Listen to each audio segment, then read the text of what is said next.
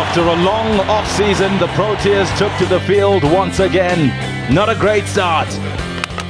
Bowled it, inside edge. He's come back for the third, that's fantastic. Running if he gets in, but I don't think he has. 2 stalwarts gone and 2 youngsters to rebuild.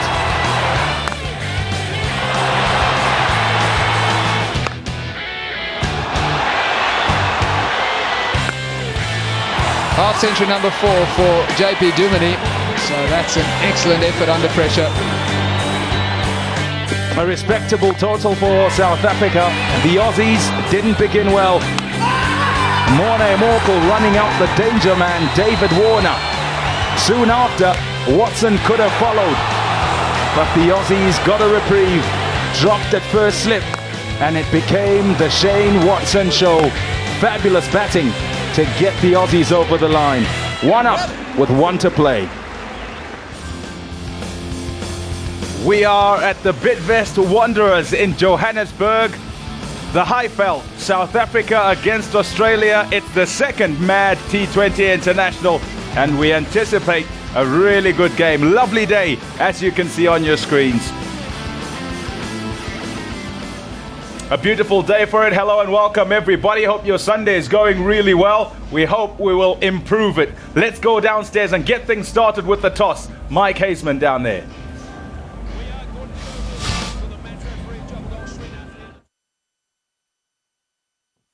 As the coin, Cameron will call. Tails. Tails is the call. What do we got there, Javagol? Tails, that's you. Okay, Cameron, you've won the toss. What are you going to do? We're going to bat first today. And how difficult was that choice on what looks like a magnificent track? Yeah, you're right. It does look fantastic, so hopefully it is, and we bat well early. And what about any team changes? Yeah, Shane Watson has a minor injury in his hip. He should be right for the first one-day game, and so Mitchell Marsh comes in for his first game for Australia. Okay, this is your last run in the sun in South Africa, but you play well tonight and you're staring down a trophy. You might be able to take one of those home. That would be nice, wouldn't it? But yeah, look, we played okay the other night. We'll have to improve again. So yeah, hopefully we can do that and get the win. Okay, here's a question for you. What wins these games? Individual brilliance or team performances? It's an interesting question. I guess in T20 cricket, an individual can win the game in the space of a couple of balls or an over or so. But in tight contests, I guess it's probably the other way around, if that makes any sense at all. Okay. Good luck. All right, thanks. Thanks, Cameron. Hashim, you lost the toss. Had you won it, what were you going to do? I think we would have had a ball first anyway. Yeah, it's a good wicket, and generally it's quite challenging defending. Yeah. Okay. Now looking back at the other night, a bit of rust out of the system. Yeah, a little bit of rust. Certainly, we've got one change in the team. Robbie Peterson is out, and Wayne Parnell comes into the team. Something we're looking forward to. Obviously, we usually get a very good crowd here at the Wanderers, so hopefully we can make it a happy day for the South Africans. Okay, so are there 1 or 2 areas of concern that you want to see improve today? Absolutely. I think in all facets we could have improved, batting, fielding, as well as bowling. I think we're just looking for a general all-round improvement. It's early in the season for us, so we just want improvement in every facet. Yeah. How did you enjoy the captaincy? I enjoyed it a lot. It's a bit different, of course, but something I'm growing into, and I'm looking forward to just keep learning at each game. Okay, you've got to win tonight to level the series. Good luck. Thank you very much. Okay. All righty, so the news in the middle is that Cameron White from Australia has won the toss, and Australia are going to bat first. Well, there you go. Australia have decided that they'll bat first. It was South Africa who decided to bat first in Cape Town. We'll see how things change here in the Highveld. Alongside me, former Australian all-rounder Tom Moody. How are you, Tom? I'm very well, thank you. Yeah, a day off in Johannesburg. What you get up to? I was, are you trying to rub it in or something? I was watching the Wallabies against the All Blacks, okay? Yes. And we came second.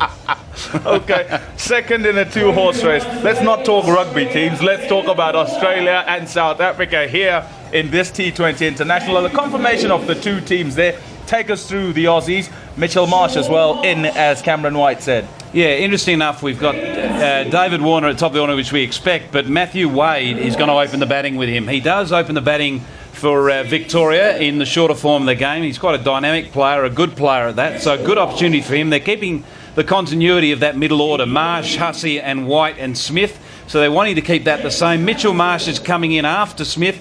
He's a more than handy batsman. He bats in the top 6 in first-class cricket. He bowls quite lively medium pace as well, and they haven't changed their bowling lineup. They've got obviously the young Pattinson and Pat Cummins, who had such a good start in his first ODI, 2020.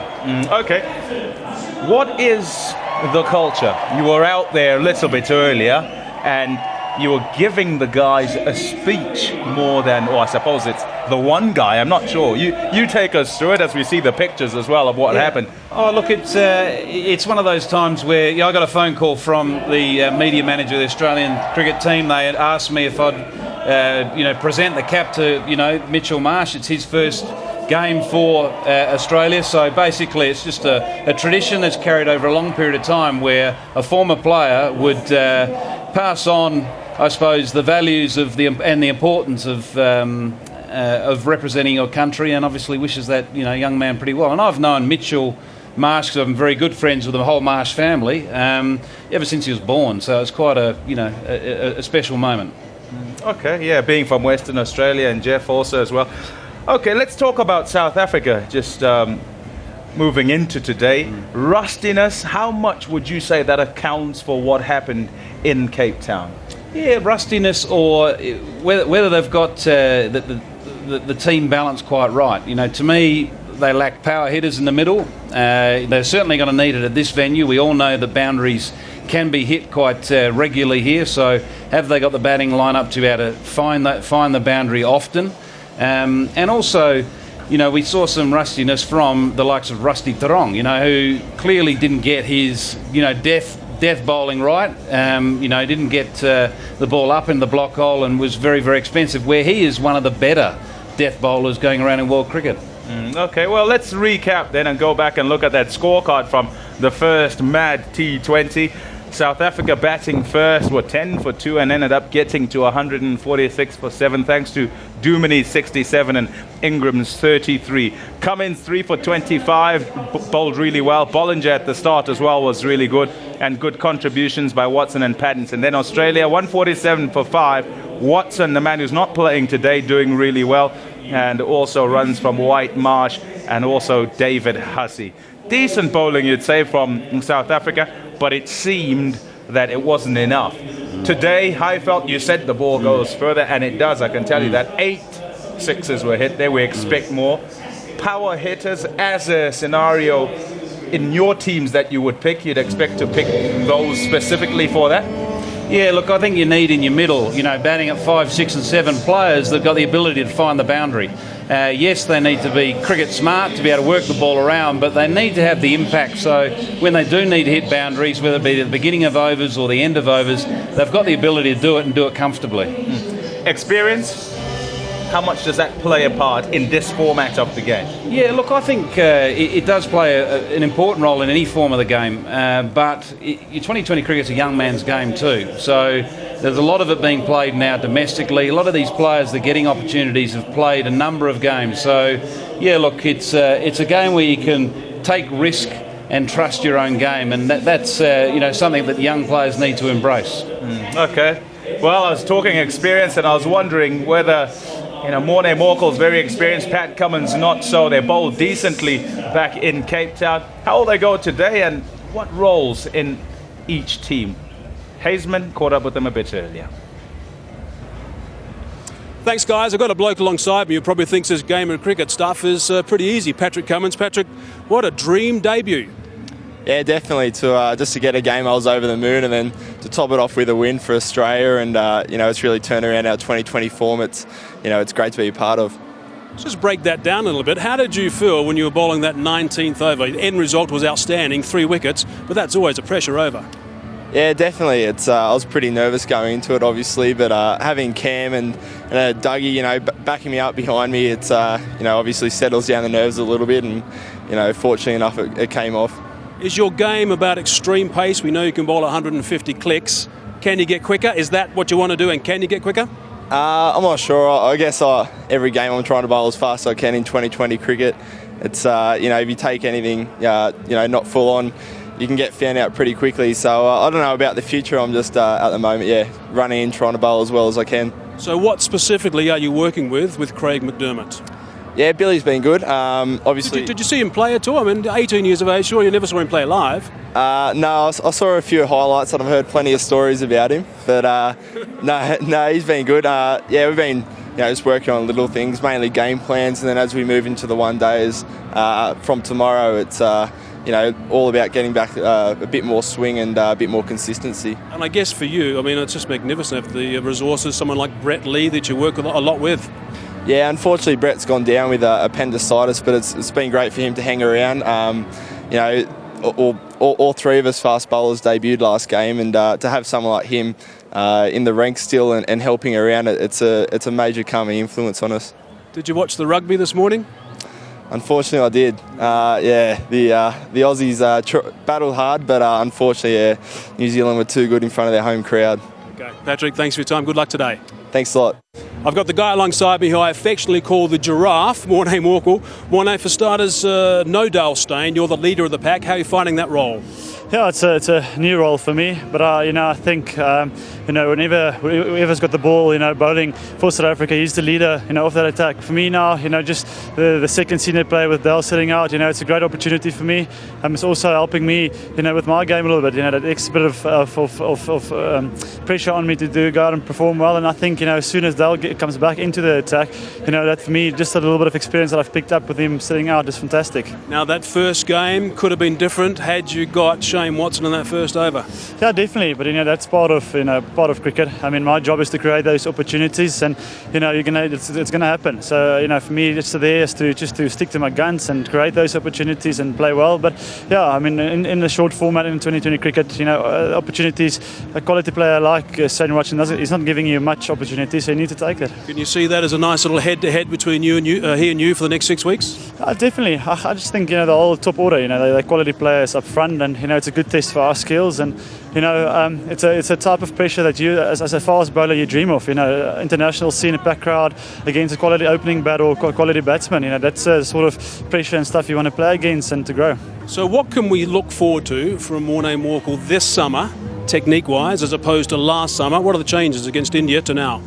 I think there's not many changes. I think like I say, the Australian players are quality players, and I think against them you just need to do the basics properly. So for me, it's really just going to focus a lot on the basics and do that properly. I mean, we all know that some of the Indian players struggle with short ball, and maybe we need to adjust our lengths playing against Australia. But for me, it's just to basically do the basics as best as possible. And just briefly, how are you finding working with Alan Donald? Yeah, fantastic. I've worked with Alan before in a couple of winter camps, and to have Al with me alongside me, to be under his wing is fantastic. Okay, thanks for your time. Good luck today. Thank you very much. Both sets of bowlers will be quite happy, won't they? First of all, Morne Morkel talking about Alan Donald there, to be quite happy to have him in their camp, the South African camp, but also Troy Cooley. We spoke in the last game that he'd been around before, but his success first with England and with Australia as well with the fast bowlers. Yeah, look, to have mentors like that in the dressing room is really important because as young bowlers, you may have the skills, but you don't have the experience. And to draw on that experience and just draw that information that players that have been around the game and been in different situations, it's very important. And, I think both Australia and South Africa are very fortunate to have some great, fast bowlers as their bowling mentors, because you didn't mention Craig McDermott as well, who's involved in the Australian setup as well. So great experience in that dressing room, and you can guarantee all those young quicks will be leaning on them as much as possible. Research. There's a lot that's done, and I'll come back and ask you after we hear about conditions, because I want to talk about six hitting. Let's hear now from Robin Jackman, who was with Kepler Vessels and talking about what the surface is going to be like. Well, I can tell you it's hot, and it's a little blustery, as you can see by the fact that my hair's all over the place. And not so much with my compatriot here. His is perfectly in place. Okay, let's just settle a couple of things. In terms of statistics on T20s at this particular ground, there've been 18 of them, some of them day-night, 12 I think day-night and 6 during the day, and really whether the team has batted or bowled first hasn't made any difference. It's about 50% either side. But The one thing about this ground, Kepler, is its dimensions. It's really quite long. It's over 80 metres both ways and just over 60 to the side. So it's long and narrow compared with Newlands. Well, it is, but it doesn't make much difference here because of the altitude. The ball travels such a long way that if you decide to go airborne and you get a clean strike, it just goes all the way, whether you're hitting straight or whether you're hitting square. So the batsman can afford to target really any boundary.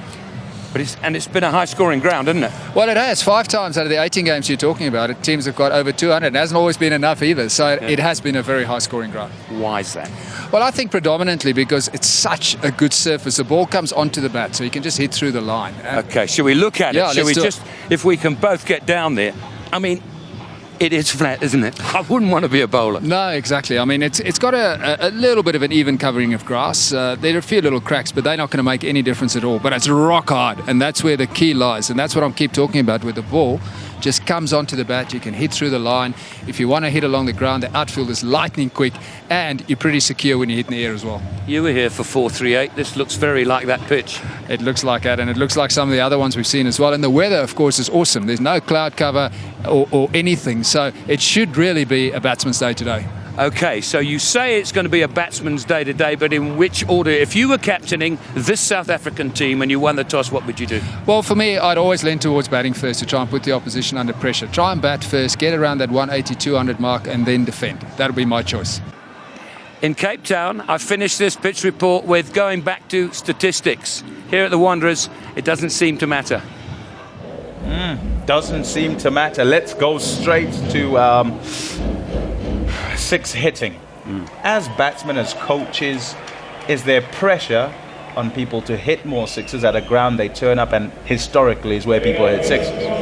Yeah, look, I don't think players go out there and intentionally think, wow, this ground, statistically is the highest six hitting ground in this country. I think what they do is recognise that this is a good surface, the ball's going to come on, and if I do need to hit the ball over the top, all the conditions suit me to be able to do it and do it successfully. I think the number one thing a coach will be passing on to his batting group will be about getting in. Get in, get familiar with the pace and bounce of this wicket, because you'll be able to really cash in when you're in. So, the likes, these days, all the batsmen can hit sixes. The bats they use, the power they have on board physically, they can all hit sixes. But what they can't all do is get in and get established to be able to do that.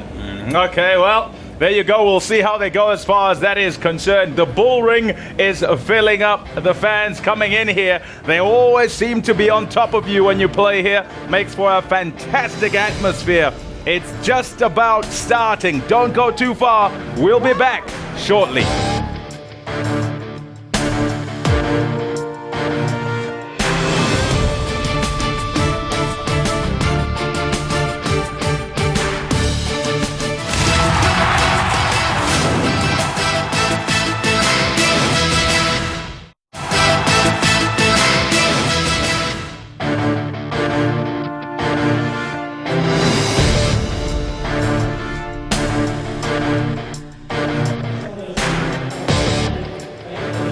We're at the Bidvest Wanderers. The bull ring is filling up. It's a sold-out match, this, between South Africa and Australia. Wonderful atmosphere.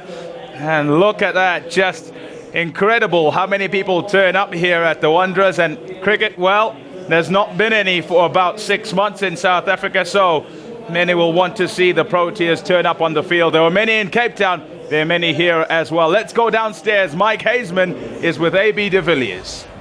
Thanks, Primey. A bit of a scene setter. Nearly 30,000 people expected here later, so it's going to be unbelievable. The atmosphere is terrific right now. You're right, AB's alongside me. What were your thoughts after that first game? Yeah, Izzy, obviously not a good result for us. I thought the boys played well. First game after a long off-season. A little bit rusty here and there. I thought we dropped too many catches. It probably cost us a bit. But I'm pretty sure in front of a big crowd here at Wanderers today, we're going to turn that around. Pretty intimidating place to play for the opposition, the Wanderers. Yeah, close to 30,000 people in here today. It's a scorching day in Joburg. It's beautiful to be here. I'm right behind my boys, and I'm pretty sure they're going to put it through. And how was Hashim? You've been working well with him and closely from a captaincy point of view. Yeah, I thought Ashley controlled things nicely the other night. Obviously, he had to make a few tough moves towards the end of the game, knowing that we're behind the 8 ball.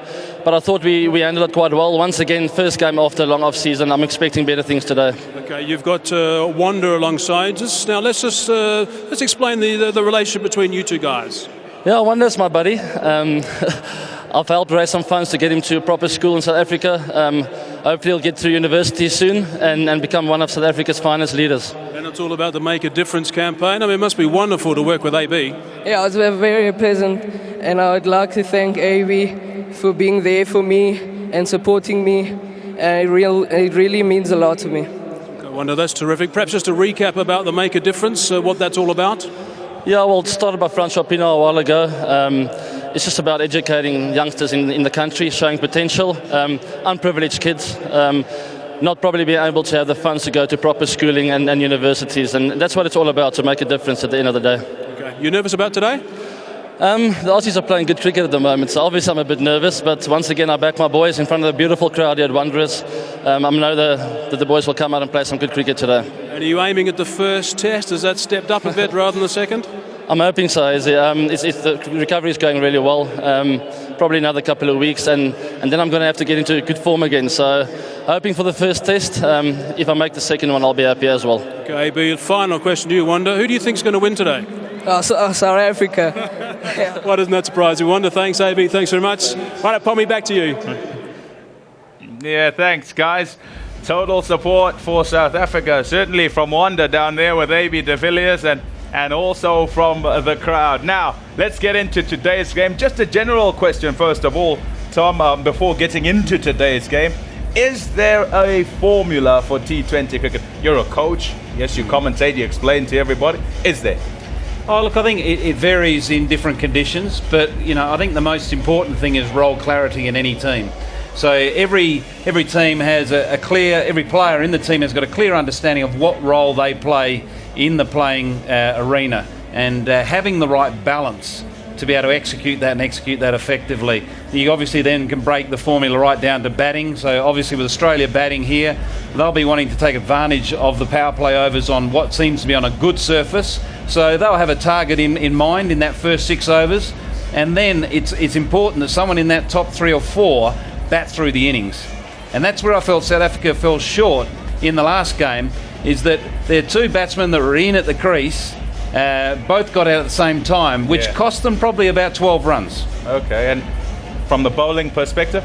Yeah, bowling, I think, obviously role clarity. You're going to have guys that are better suited to bowling up front with a new ball against guys that are better suited to be able to bowl at the depth, where it's critical you get the ball right underneath the bat into the block hole. Rusty Theron, we talked about earlier, has been recognised as one of the better bowlers in that field. Johan Botha is also, I believe, a good option in that situation, because he can get the ball right up into the block hole. So again, making sure that the captain does chop and change and isn't predictable, because batsmen can get set and get a real rhythm into their game. So you are flexible with your game plan, you're changing your bowlers around, and also flexible with the way you're setting fields. You're creating interesting challenges for the batting group.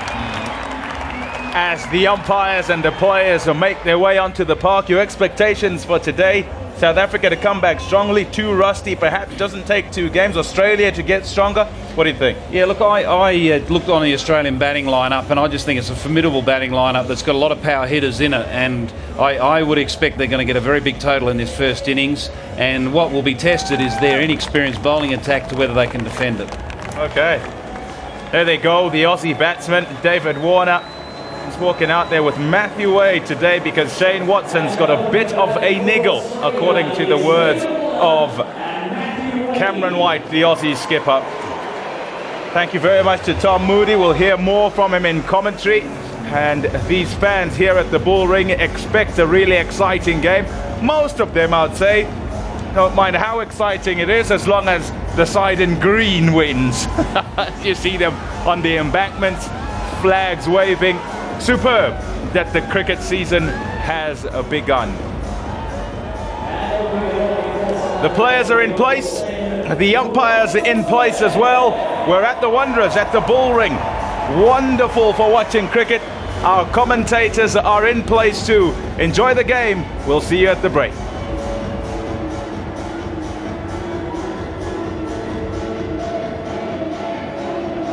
Welcome everybody to this second Mad T20 International between the home team South Africa here at the Bidvest Wanderers Stadium in Johannesburg and the visiting Australians who came through the encounter at Newlands last week in a comfortable manner by 5 wickets. With 3 balls to spare, it has to be said, but 5 wickets is a big enough victory. Matthew Wade up the order, the wicket-keeper batsman. He will be opening the batting instead of Shane Watson, who is not playing today through a slight injury, and then the dangerous David Warner. Run out at Newlands for naught. He won't want that to happen again, and he's got a batting surface that he would absolutely relish. Next to me, opening the batting with me for the first 5 overs, former South African batsman H.D. Ackerman. What a scene, H.D., welcome. Yeah, good afternoon, Robin, and good afternoon to all our viewers around the world. What a place to play cricket, the Bullring. We talk about the atmosphere. The players certainly enjoy playing here because it is electric. Johan Klutti standing in just his 2nd T20 International, and Sean George as well. So 2 relatively new international umpires who will be officiating in a game that will be played between, well, I suppose one experienced side and a relatively inexperienced side in Australia. Marvel Sotsobi will start proceedings from the golf course end. Bowled pretty well the other night at Newlands, very tight up front, bowled 3 in his first spell and then was held back for 1. Can expect more pace, more bounce in this pitch, I would think, but it's not always easy to tell. Sean George calls play for the day, and here we go.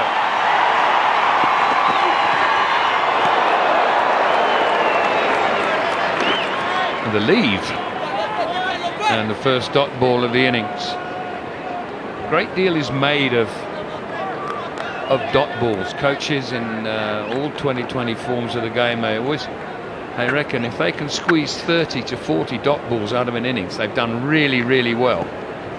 Consider that there's only 120 balls bowled in an innings. That's 25% near enough. Now, was that uneven bounce? Or was that just a bit of extra pace? Normally there is a little bit of pace in this wicket early on. It's not such a true surface. So Tsobe just getting it to nip back into the left-handed Warner. Yeah, dot balls is important, Robin. There's no doubt about it that the team that can limit that will more often than not end up on the winning side. So much focus is put on boundaries. But if you can squeeze a few dots, you're onto a good thing. Certainly was an uneven bounce. It was a beautiful bounce, looking straight in the belly button. 45 dot balls South Africa bowled against Australia in the game they lost at Newlands last week. Australia having bowled 49 in the South African innings. I think there'll be a few less here. This is more of a run-scoring venue. Down at Newlands, there was a little bit of movement in the surface early on. It made batting a little bit more difficult.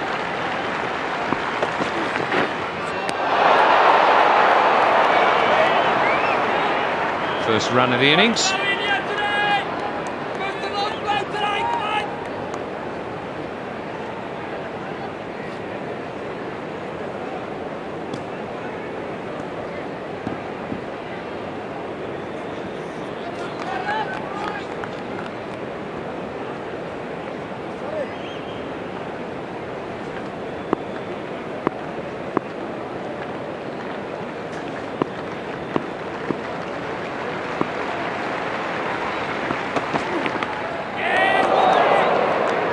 Another wide, unfortunately.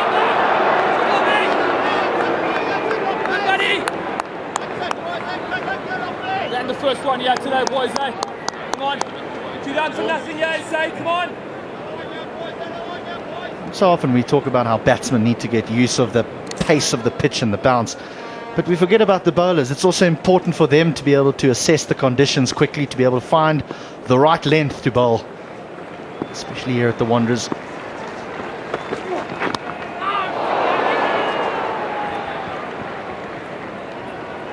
Normally there's a lot of carry here. The ball gets to the wicketkeeper so easily.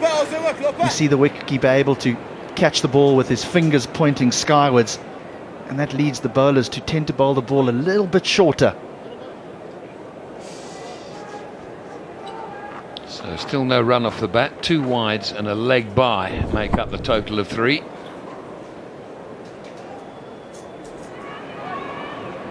Two more balls to bowl in the over though. 2 slips in position.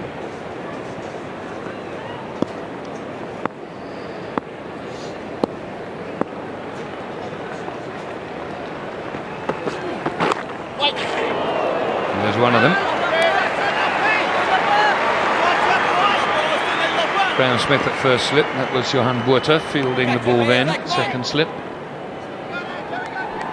Familiar figure of Jacques Kallis, of course, who will always be in that slip cordon, not playing in these T20s. And it's Jacques Kallis' birthday today. Happy birthday, Jacques. I'm sure you're watching. From all of us here.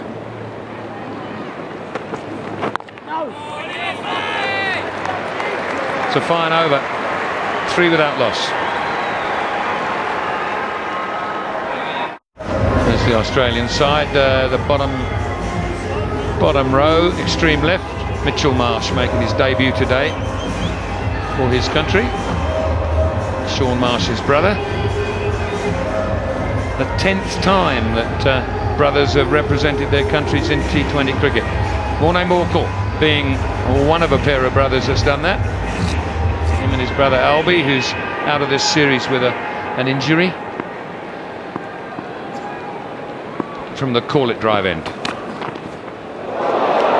Swing and a miss and little carry. Watching Morne in the warm-ups was just about going over the keeper's head. That's hardly reached him. The one change in the South African side is Wayne Parnell, who's come in for Robin Peterson.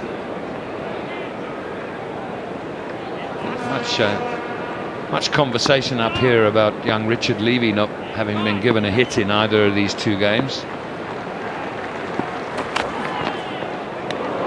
We all felt that it wouldn't be a bad idea if he picked in the squad. Let him have a go, but it's not going to be the case.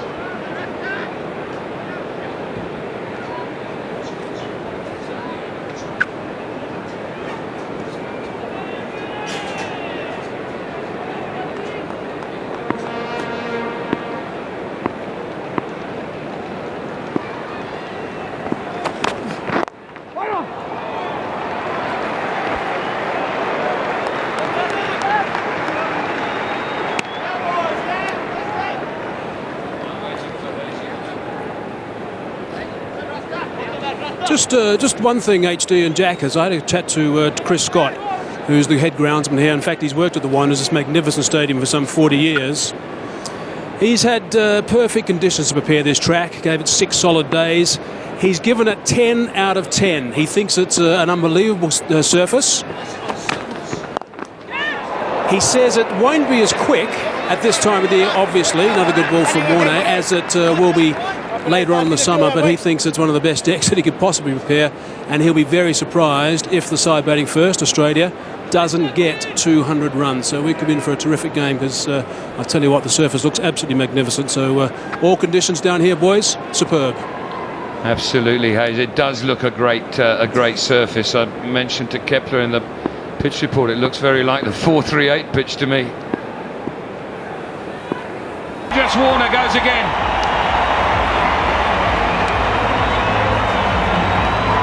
David Warner hasn't made an impact in South Africa in T20 cricket just yet.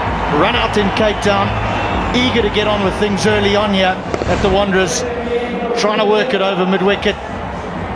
Thick leading edge. Colin Ingram does so well, coming in from mid-off, diving full length forward. Warner's gone without scoring. Australia 3 for 1.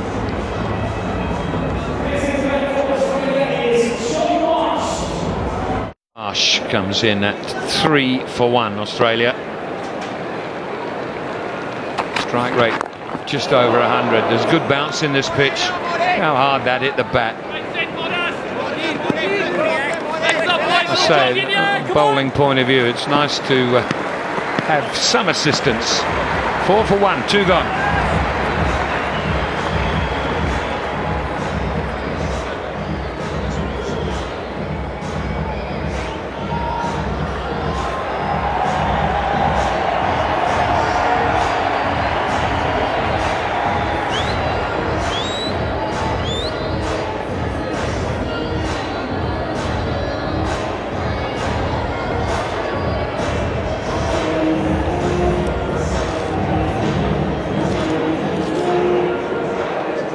If you just tuned into this broadcast, Australia 4 for 1, another dramatic start to an innings, with Warner unable to get off the mark in both these T20 matches.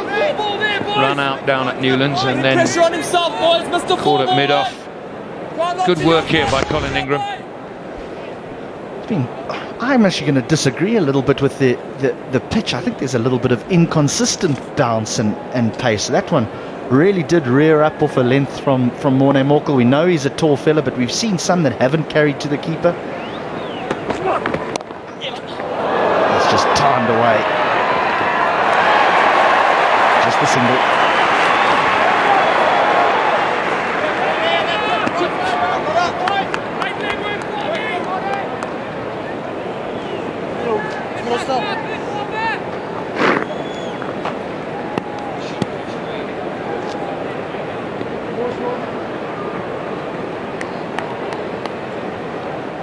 Good work from Morkel, big tall fella.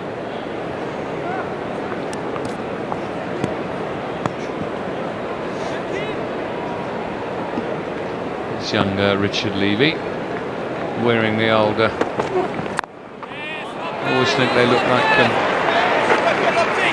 car park attendants' jackets. Yeah, Richard Levy will be a little bit disappointed that he hasn't got a game. Drafted into the side because of the success he had at domestic level in T20 cricket. Maybe at Newlands, which was his home venue, it might have been the best place to put him in. People will argue that maybe Graham Smith should have been playing Super Sport cricket, which is the 4-day competition, to get some form for the tests.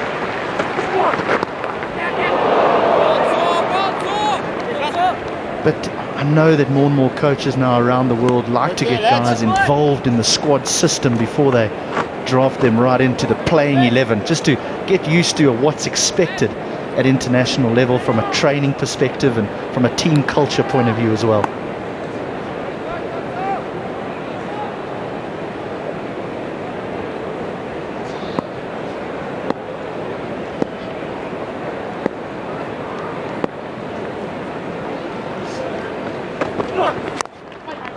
Good fielding.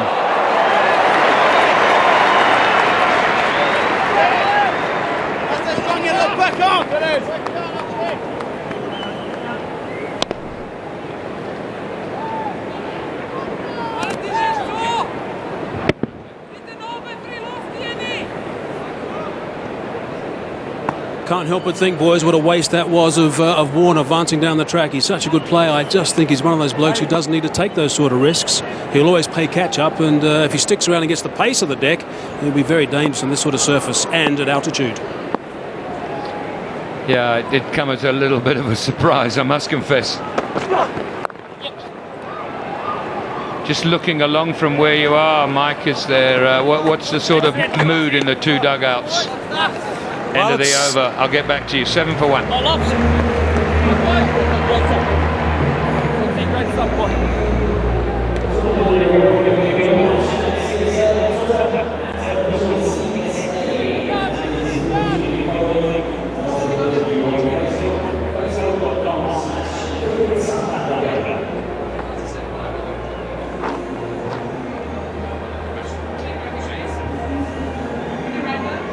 Didn't hear that question. What was the question?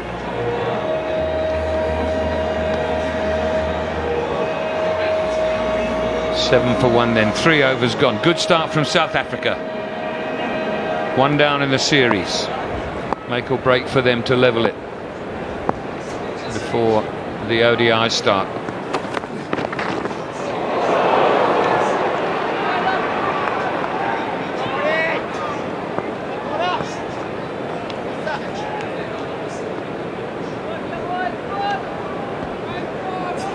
interesting field that Hashim Amla's got now. He's taken the second slip out of position and he's got him there in the gully region, which is a catching position, then the backward point, so not a big gap. They obviously feel that square of the wicket is not only a catching place, but also a lot of run prevention area there. Low. I have to answer that quick. Come on.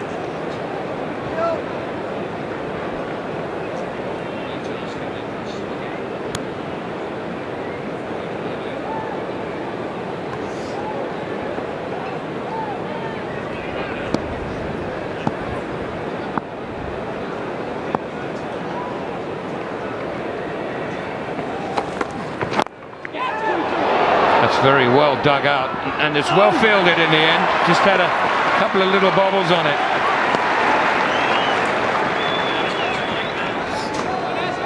Hazy, I was asking you at the wrong time, right off the last ball of the last over. What's the mood in the two dugouts down there looking like? I can tell you right now, Jack, is that Australia are looking fairly relaxed. Of course, they won that first game. South Africa, Alan Donald in particular, is looking a little bit tense. He's got his notepad out and he's scribbling down things. He's looks like he's talking into a microphone as well, so recording some notes. Steve Smith is padded up, along with Cameron White as well. So it's quite interesting. They've got some flexibility, I think, the Australians. And also Hussey has also got the skins on. So it is going to be interesting to see which way they go, but we know the T20 game is about flexibility. No doubt Australia the more relaxed at this stage. 3 right-handers padded up. That's interesting. It would be more understandable if maybe one was a lefty, so they're trying to make a decision. But 3 rights, I suppose, what would it be? Would it be in which over the next wicket falls? I would suggest it's all about making sure they get a good start, Jack, as I think Smith is there, no doubt. He's one of those guys who's given a bit of a licence when he does play. And there's also, without the Shane Watson experience from Watson today, that leaves a big gap at the top. So I think it's just flexibility, and they'll just make the calls as it goes along. And yes, you're right. I mean, the left and right hand combination is something I always like to play with. Thanks, Hayes. More good work from Amla here at mid-on. It's 2 good stops he's made in this over. Well, it could also be Steve Smith likes to stay leg side of the ball. He's particularly strong square of the wicket. So maybe with the extra bounce that Morkel provides. Super shot. And then I think it's gone all the way. The first boundary might be a maximum for Australia. Beautifully hit.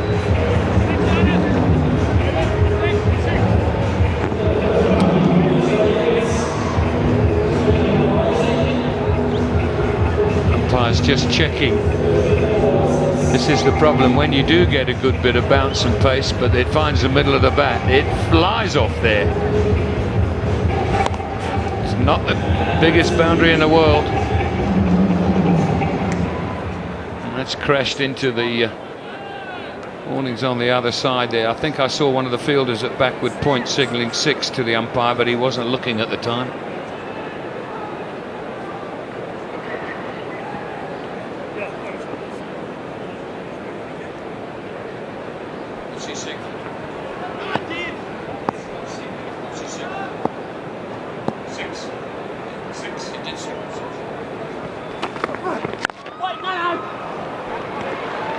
The outcome of that was 6, and it's 16 for 1.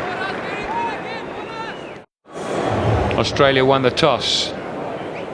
They decided they wanted to bat first, make the most of this surface. They've lost David Warner. 16 for 1.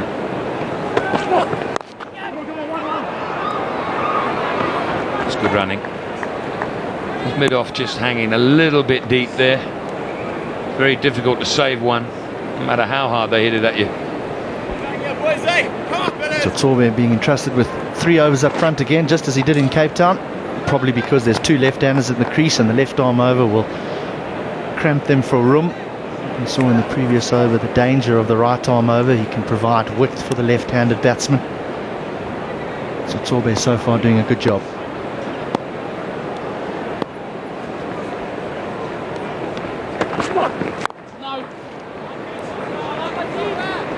To drive that on the up, but the bounce just a little bit higher than he anticipated. That ball would have hit closer to the splice than the middle of the bat.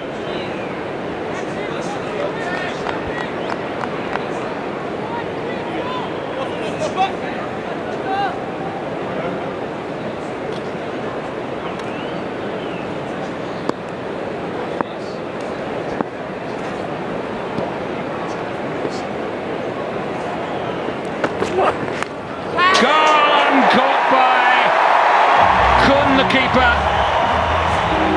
And Sotsobe gets amongst the wickets. Yet again an Australian batsman using his feet here at the bullring, where there's a little bit of extra bounce. Sotsobe has been absolutely fantastic in this opening spell. He's gone for just 6 runs and he finds the outside edge of Wade. Couldn't does the rest. Australia have lost their 2nd wicket. South Africa on top in the early stages. Wade gone for 10 and Australia 17 for 2.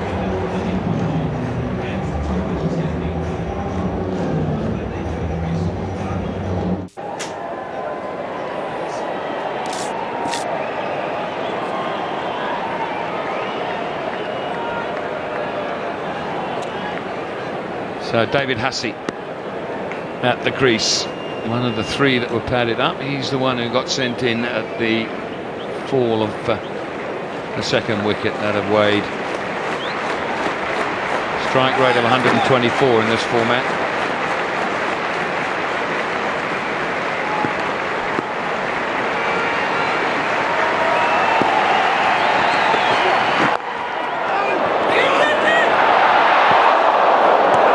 Might have been a little tighter than it appeared. Every new batsman likes to get off strike and get off strike as quickly as he can. Hussey chooses to just drop it at his feet, but the non-striker didn't respond. Safely home.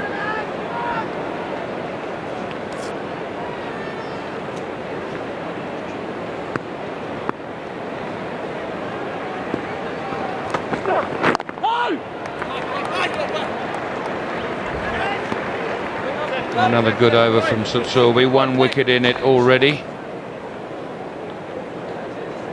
Little outside edge, down the wicket. Slightly slower ball too from Sotsobe. He's, you never say a man's mastered it, but he's worked really hard at bowling that slower ball, and he's still got the bounce, which often is the case.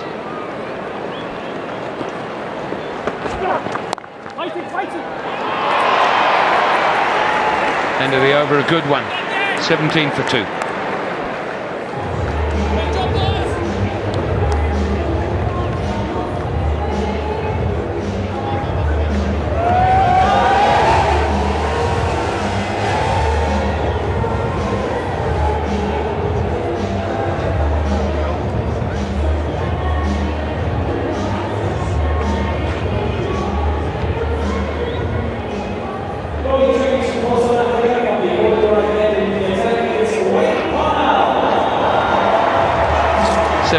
For 2 then, 5 overs gone. Change in bowling. Wayne Parnell replaces Morne Morkel from the caller drive end, and a change in the commentary box as well. Tom Moody is with Kepler Vessels.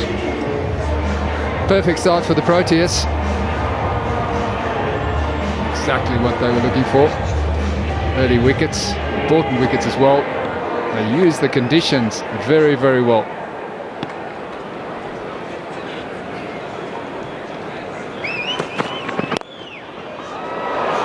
Terrific strike. Yeah, Wayne Parnell just getting too straight on that occasion. Left arm over, angling in to the left-handed Shaun Marsh, just drifting into that middle and leg stump, and beautifully controlled and timed shot through mid-wicket. Beautifully balanced by Shaun Marsh.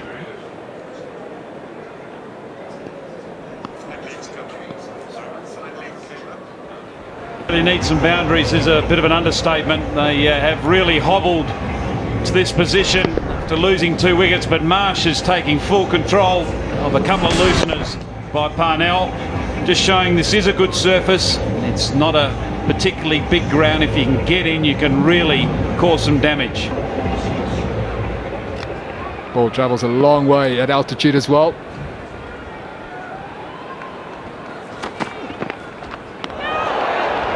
That's a better delivery.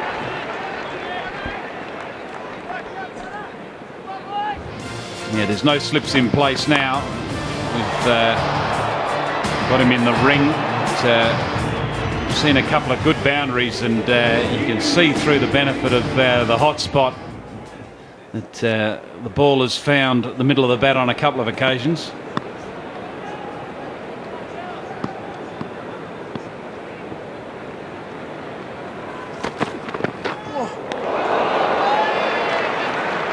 Just looked like early on in the innings, Tom, that the Australian batsmen battled to come to terms with the extra bounce and pace in the surface.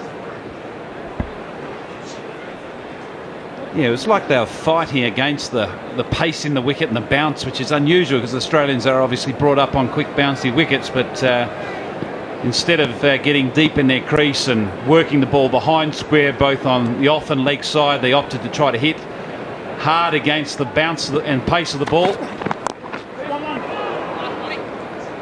Parnell's got a slip in place now. Tom and Chopper, what about, you talk about the extra bounce and a bit of extra pace in this deck. What about the adjustment the Australians have to make from Sri Lanka to this sort of surface? Yeah, it's a good point, Hazy. I think a lot of the Australians have been either in Sri Lanka playing that series there or been in India playing in the Champions League. But still, in this day and age, players are professional enough to be able to adjust and know exactly what's required. I just think their game plan individually, a couple of the top order players haven't got it right. Better finish to the over by Wayne Parnell. 6 gone, 28 for 2.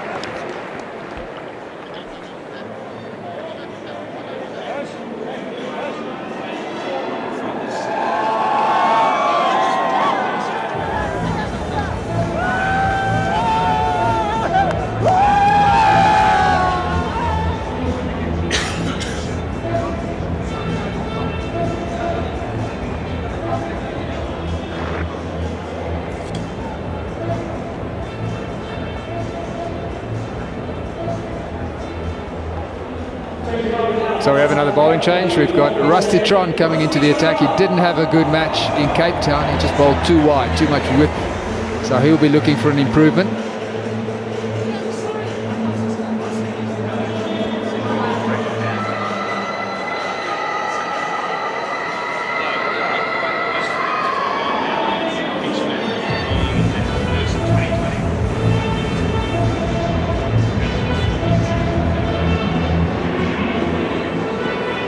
Well, 3.3 overs in Cape Town, Rusty Tron, and went for 42, so he's expensive there.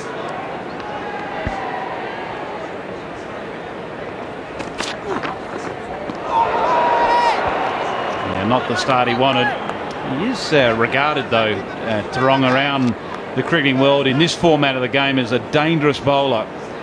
Particularly at the end of the innings. There is an argument that he could be used primarily just at the end and at best maybe one in the middle of the innings and keep 3 up the sleeve for the end, because he does bowl Yorkers very well. But what he didn't do in Cape Town in the first 2020 match was bowl one single Yorker, which was so unlike Theron.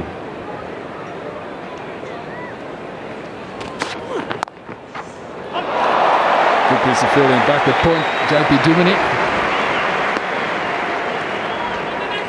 Awesome work, resting. You need good fielders in the inner ring. JP Duminy is one of those. He certainly can save runs. If you've got a couple of key men on both the off and leg side, you really can make a difference and restrict the batsman.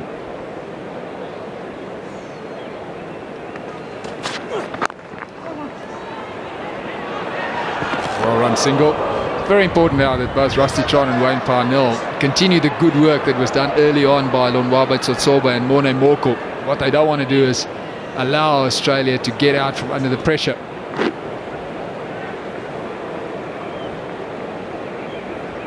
And this is the last match, and we talked about his length, and that's a pretty good length if you're bowling in 4-day cricket, but in 2020 cricket it allows the batsman to get underneath you and have a real impact and hit you either side of the wicket. And he certainly went for a lot of runs, and that was because he bowled a length the batsman could get underneath him.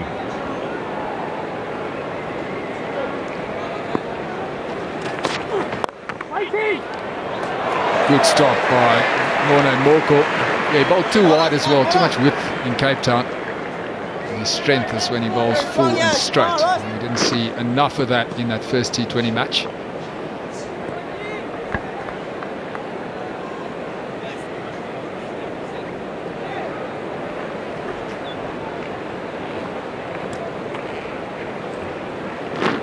Well, slip's coming out now, going to fall into mid-wicket. Deep backward square, or deep square I should say, deep fine leg, deep third man, deep cover. 5 in the ring.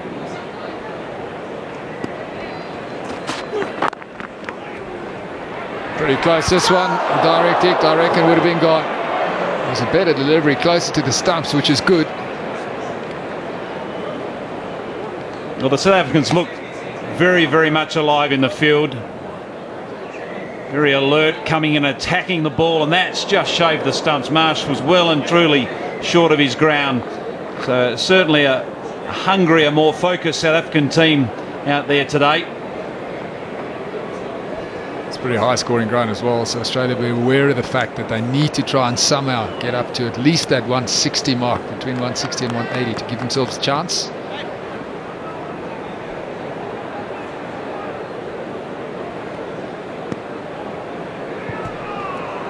You know, boys, I was chatting to Mike Young, of course, who's the fielding consultant for Australia, and I asked him about the fielding the other day in Cape Town, and he said he wasn't too bothered about the catches that went down, but he was delighted with the energy. He said that will build as the season goes on. And Mike Young knows he's working with a very good South African unit. He's delighted to be on board with South Africa. His experience is quite remarkable. Tom, you know him in particular, 32 years as a professional baseball coach in the States for the Cleveland Indians and the Baltimore Orioles, and played a few seasons as a player for the San Francisco Giants. So he brings a lot to the party, but the most important thing for Mike Young is the energy the guys are showing. Yeah, which is very, very important to have that energy. You're not going to be able to have a perfect sheet after a day's play, but you can have energy throughout the day. So good first over by Rusty Theron. That'll give him some confidence. 7 gone, 31 for 2.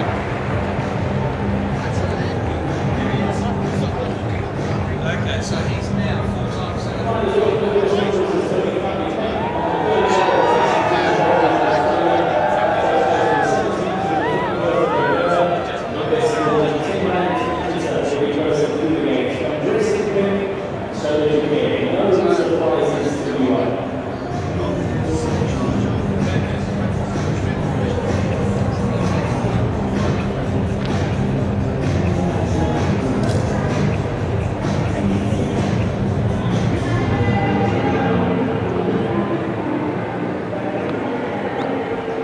So Wayne Parnell to continue. His first over was expensive.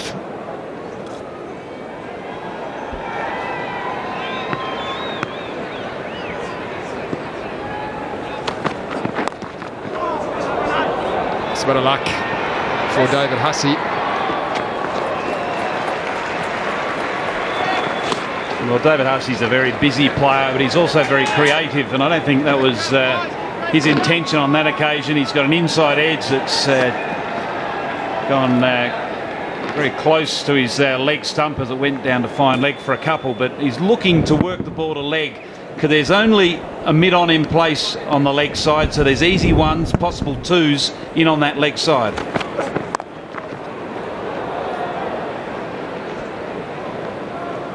Umla's got predominantly a strong offside field with 2 backward points for Hussey. So you've got to give him credit, Umla. He's been quite positive with his field placements. He's got the option to have only 4 in the inner circle. He's got 5, so he's keeping the pressure on the Australians. As I speak, the 5th one goes out on the boundary. So for Marsh, there's a deep mid off in place.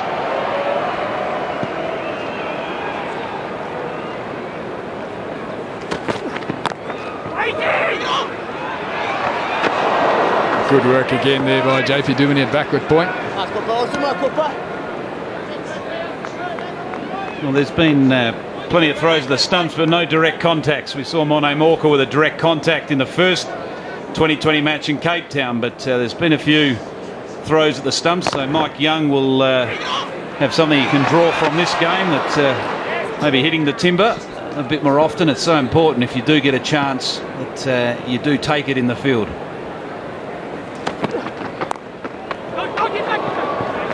Good change of pace by Wayne Parnell. So it's a struggle for Australia. They're just not getting going. The boundary's not coming. At the current rate, they'll only end up around 89. So if they keep wickets in hand, they'll get a lot more than that. But they need to. This is a good batting surface.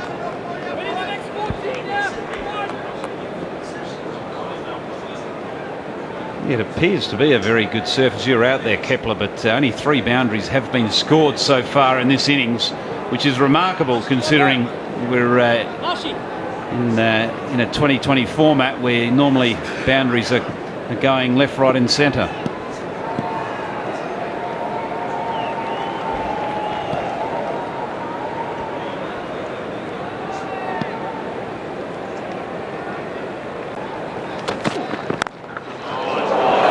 Well, it's a good surface. That was just a hard volley, but it was a great stroke. Well, we talk about slot balls, and this is a perfect example of what a slot ball is. It's right up in the hitting range for the batsman. Nice, friendly half volley with a little bit of width on it. And, Marsh just does the work, does the rest. He hits it with great power, and most importantly, he finds the gap.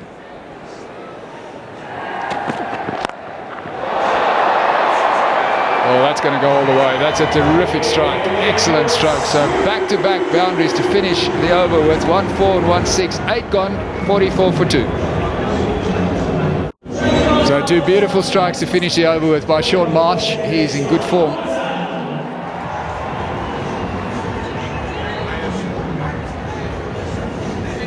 He's in form, and he is certainly a good player, and he's been given a chance at the top of the order. He came into the Test side when Ricky Ponting went home during the Sri Lankan tour to see the birth of his second child, and did very well, got 100 on debut.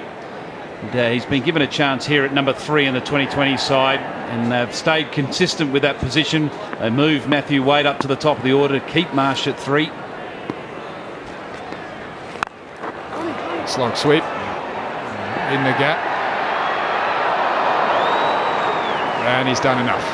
You've seen Shaun Marsh a lot, so he's definitely improved, hasn't he?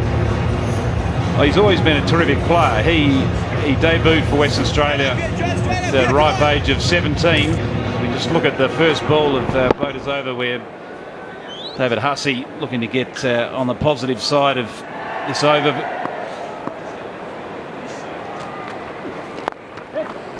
Just back on Shaun Marsh, Kepler, one thing he has done now, he's really come to terms with the game mentally, and that's the biggest hurdle for any player, isn't it? And you would know as well as anyone that if it's all well and good having the skills, but if you can also come to terms with the mental side of the game and understand your game and understand how you tick, that's the most important thing. Started off not too badly in Cape Town, where he got 25. He's on that now.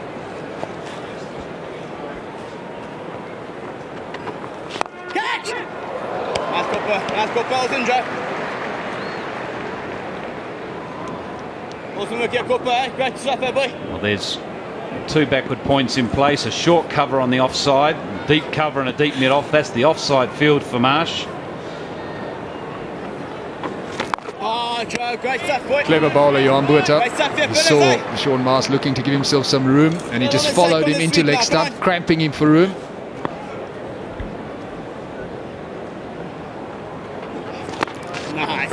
I'd be interested to get your view. You're a left-hander. In this situation, I quite often think that why wouldn't the batsman bat well outside leg stump, show the bowler all his stumps, so it frees up his arms to be able to hit through the offside at will, and also he's got the freedom to hit into the leg side, knowing it's not going to be hitting in front. Yeah, that's a very good option. And then every now and then you can vary it as well, suddenly go across the off stump. One, backing. So 50 up for Australia, 9 overs gone.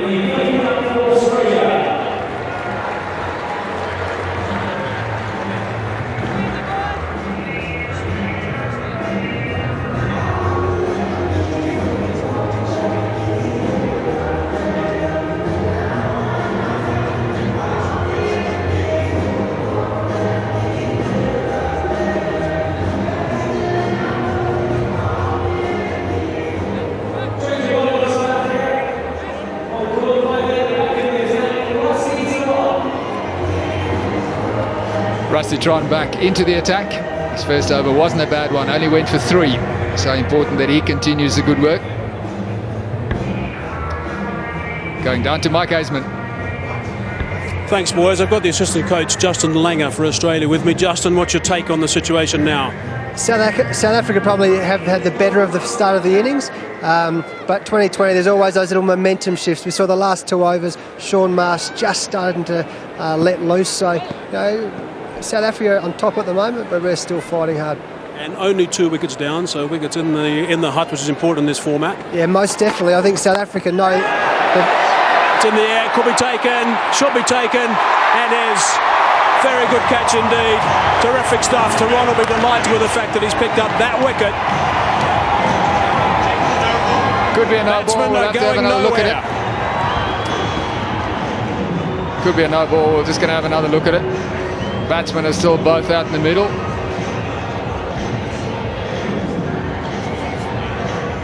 It looks like it's going to be obviously a front foot no ball. It's certainly pitched, so we're just having a look. Going upstairs, and the line does belong to the umpire, so is any part of that boot behind the line? Looks like he's going to be okay, I think.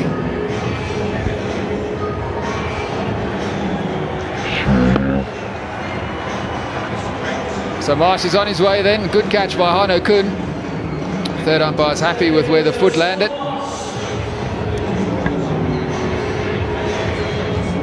So Marsh gone for 26, 50 for 3. So Cameron White, Australian captain, comes to the wicket with his side in all sorts of trouble.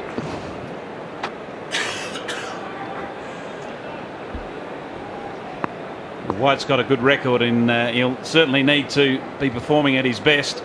Showed a bit of form in the first game.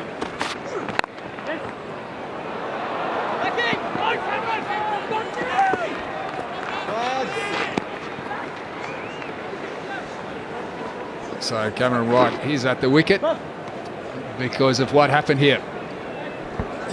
Yeah, Marsh looking to go big and go big over the leg side and getting a top edge. So Theron's change of pace doing the trick. Has got a very good slow ball. So an important wicket because Marsh was starting to threaten. Next time, Cameron.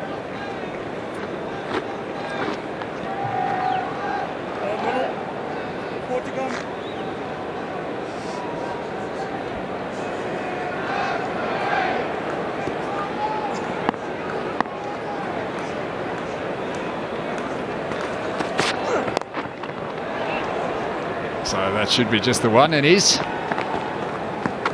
So we're going to go back down to Mike Hazeman. He's with Justin Langer. Thanks, boys. Coach's curse, Justin. You didn't need that one. Always the ways that we talk about how well Sean Marsh is starting to play. You were talking about no wickets, straight away Sean Marsh. But look, Cameron White, the captain's here in now with David Hussey, very experienced campaigners. It's a beautiful day for batting, so now it's time for them to put their hand up and show that authority. How intimidating is this venue for opposition teams? Yeah, look, it's a good question. We've seen the extra bounce here. We came to South Africa expecting to see this, particularly here. So we'll learn some good lessons going forward for the rest of the series. And I suppose it brings back a memory or two for you. Mackay and Tini smacking you with a nasty one. Yeah, not a great memory. Thanks for. I'll start quite enjoying today, but yeah, look, it's still a beautiful place to play. Particularly, I mean, this is a perfect day for cricket. Great place to play cricket. So besides those few bad memories, it's always great to be here. Final question, what target do you want? About 300. Nah, look, we'll have to reassess a bit now. We've seen the extra bounce today, but maybe if we get 150 from now, we're right in the game. Thanks, Justin. Pleasure, thank you. Well, that's going to help the Australian course. That is a terrific shot.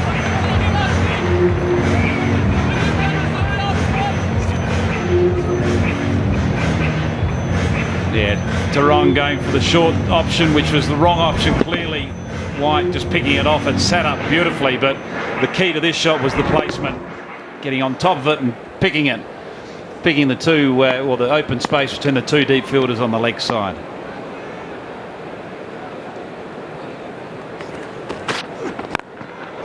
That's big. That's out of the ground. Well, it was a slower ball and well picked by White. He can hit a big ball and he's hit that one well over mid-on for 6. That's 10 overs gone. It's 63 for 3.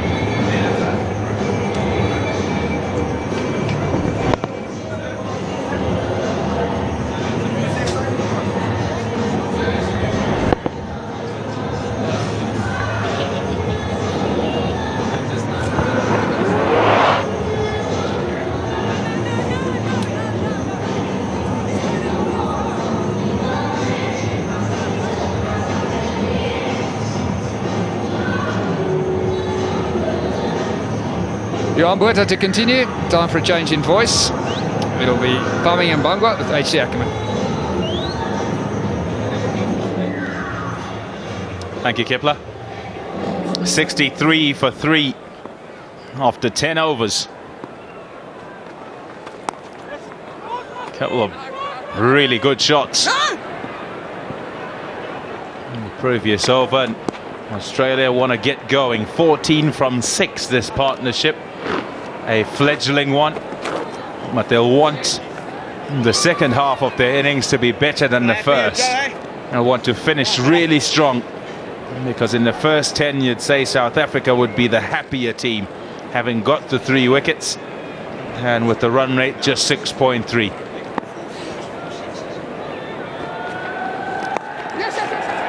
A little bit of turn for Johan Botha.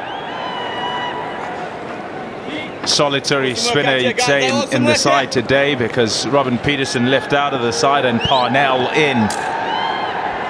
And understandably so.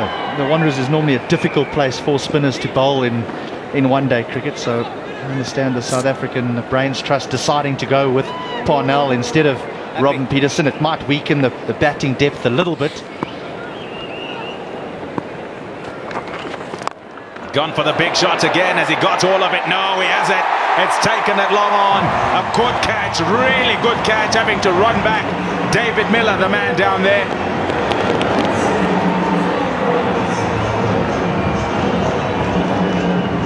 Hussey hits this nice and flat.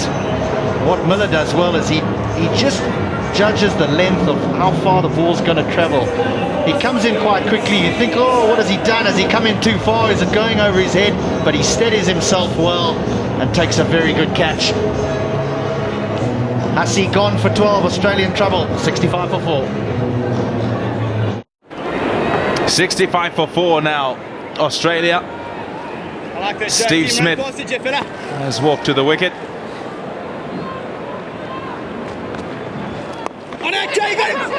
And the gap. I'll get a single straight away. Helter-skelter, a lot of shouting from Johan Botha and also from Kun behind the stumps. This is the wicket. Not quite as much as he'd have liked on it. Botha does well, just fired it into sort of a middle and leg stump line and cramped Hussey for room. He wasn't able to get the middle of the bat on it, but it was a good catch from Miller.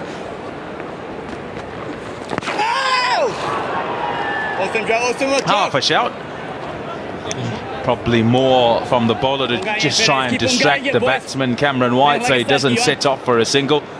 It's a good over so far, this. 2's the call. It's not on. Really good fielding. Gets in quickly, Miller, to prevent the second. 11 gone, 67 for 4.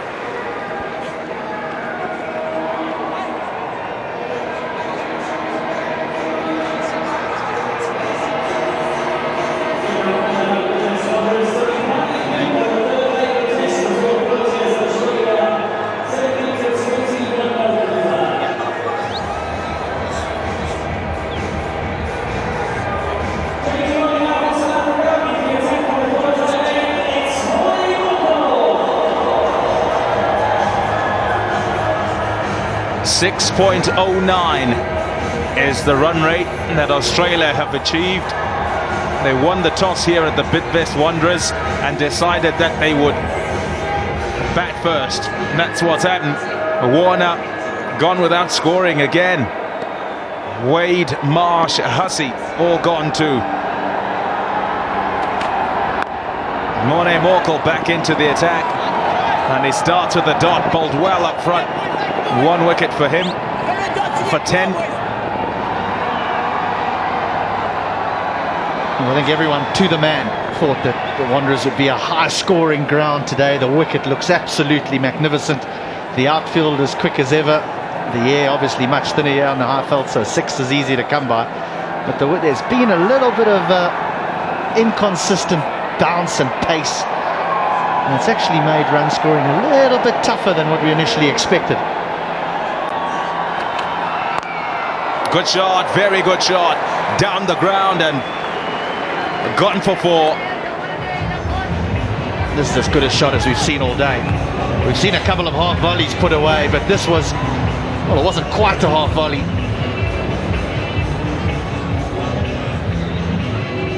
Stands nice and tall, hits it on the rise. Beautifully struck. That's a great shot.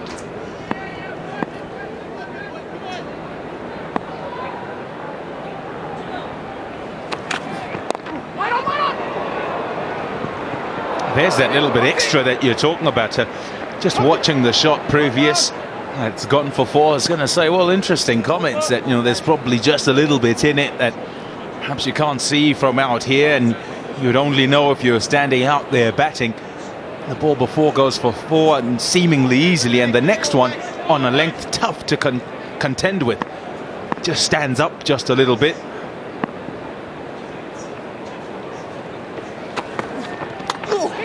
Oh, he's nodded him. Catch was the call. I think that was off the helmet, though. No, a bit of bat. A bit of bat as well. No signal. I think he's through the shot here, really. It's not like it gets done for pace, because it's just got maybe a little bit of glove onto the helmet. That shows you the variable pace that there is in the surface as well.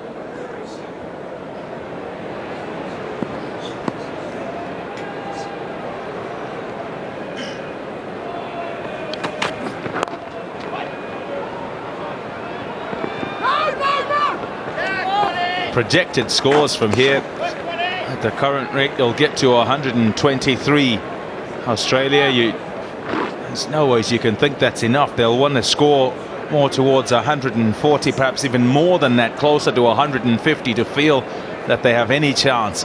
That's just by looking at things, but by looking at how things have gone, that 140 mark would perhaps be all right. They've also got fast bowlers who can exploit the unevenness or the inconsistency of bounce, whatever there is out there.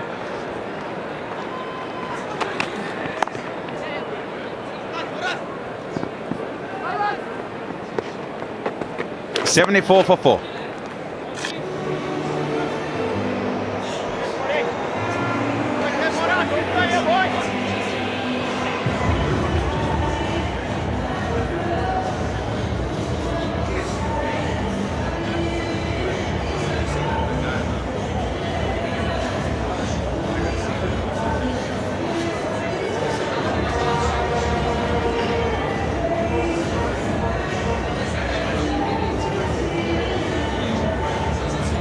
At 74 for 4, South Africa's bowlers will be generally quite happy with how they've gone as a group. Wickets for Tsotsobe, Morkel, Theron and Botha. Parnell going for 24 in his 2. Botha to continue. South Africa only using the 5 bowlers so far, and Parnell's been the one that's been a little bit expensive. So does Amla decide to risk bowling JP Duminy, or does he bring Parnell back into the attack? We know it's hard for spinners to bowl on this ground.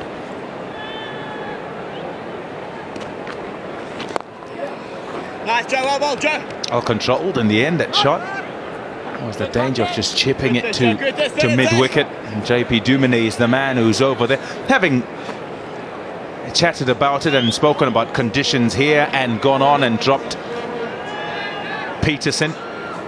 Perhaps the idea would have been, if you need another spinner, then JP Duminy is your man to go to. The question I suppose you're asking is that a prudent move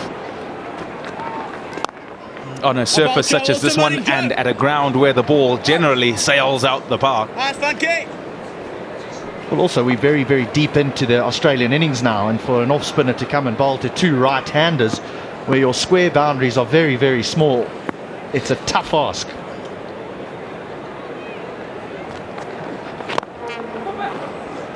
Got him. 13 from 13 as the partnership. Whilst they're happy that they haven't wasted any deliveries, they'd want more at this time, Australia. Want to be doing more damage.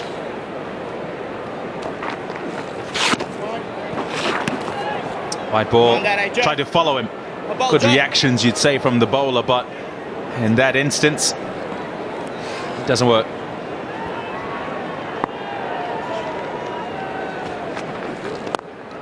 Nice. Awesome stuff, Joe. Awesome, boy. Johan Buddha does so well. He not only varies his pace, but he also varies the length of his run-up. He's always at you as a batsman. He doesn't allow you to get in any sort of rhythm because he's changing things all the time. Very intelligent cricketer.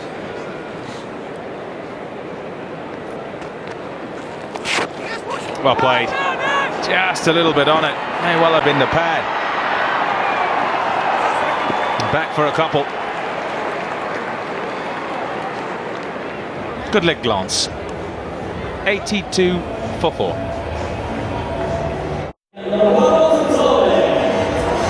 Just 29 is the leading mark, and T20 Internationals for South Africa. 4 for 9, a best for Dale Steyn. Johan Buddha 3 for 16. 3 for 16 for Tsotsobe. There's got 9 as well. Most still in the game.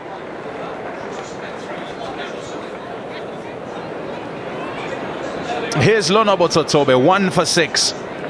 Was really good up front. And very early on is not afraid to just change the pace, roll the fingers over the ball. It's off the edge. He just won. To third man.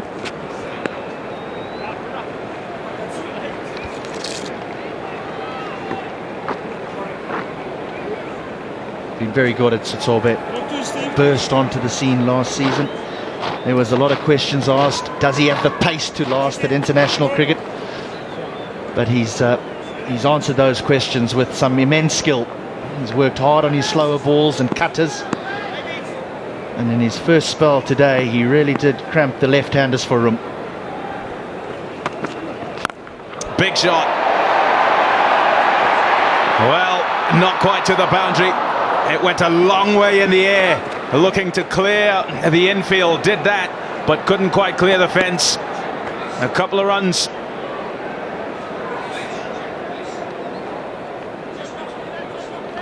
It's quite interesting, boys. I had a bit of a chat to Graham Smith on the sidelines about this track as we look at that shot again. And he said that the ball has certainly got a little bit softer. It's now coming onto the bat more. Says it's a very good deck, by the way. Initially, though, the new ball was just the seam was just holding and sticking in the surface just a fraction. It just caught one or two of the guys out. So it's interesting with the ball getting softer. It's now coming on quite well. So potential, I guess, for some serious runs in the next 6.5 overs. That would suit Graham Smith a little bit, wouldn't it? In that he can now maybe say, well, let me get myself in. If it's tough to bat up front, I'll get myself in and maybe try and accelerate towards the back end.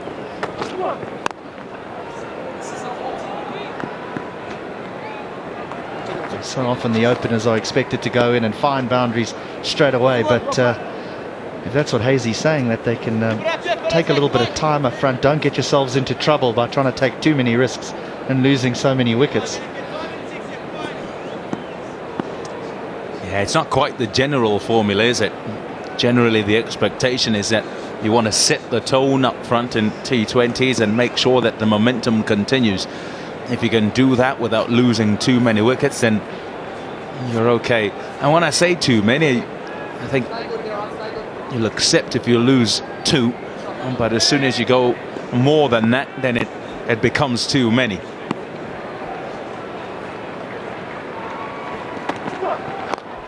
In the air, simple catch. Leading edge, Tsotsobe, very good with rolling the fingers over the ball. Good change of pace, it holds up on the surface, and Steve Smith is unable to get it onto the onside. In fact, caught at cover. Difficult for the right-hander to work this type of delivery. Left arm over, bowling an off-cutter, trying to work it through the leg side. Again, David Miller the catcher, short extra cover. Smith goes now for 9, Australia 87 for 5. Mitchell Marsh on debut has faced his first delivery. It's a dot. It means Tsotsobe finishes a 2 for 11 off his 4. Very well done.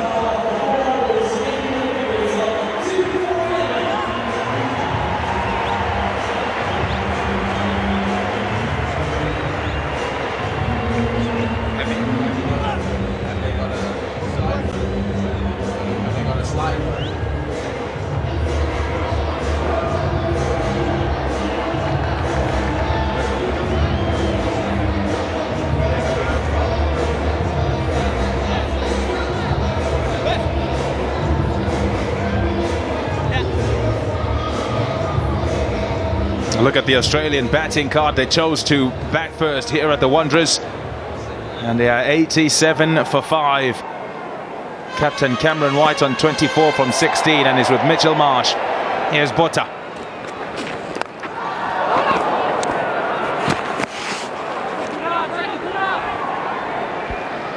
So Tobe just runs the ball across right-handers. This time, a little bit of a cutter. Smith trying to work it through that leg side. Miller takes a fairly simple catch. Brings the debutant to the wicket. Most economical figures. Oh dear! Oh, what's happened there? Gone straight through his hands and through his legs for 4. The big fella, Morne Morkel. They've been very impressive so far today in the field, has South Africa. First mistake, costly one from Morne Morkel.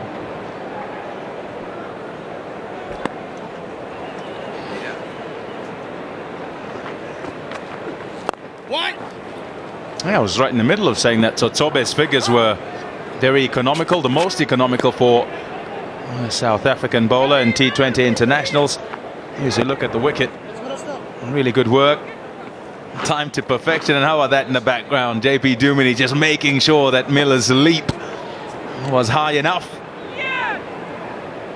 Goes past Shah Langeveld, whose figures were 3 for 12. The pace variation really important, and executed well too by Lonabo Tobe. And Marsh's international T20 career is underway. With a little push to cover for a single, he will be relieved. And now he can build on that. His team needs him now.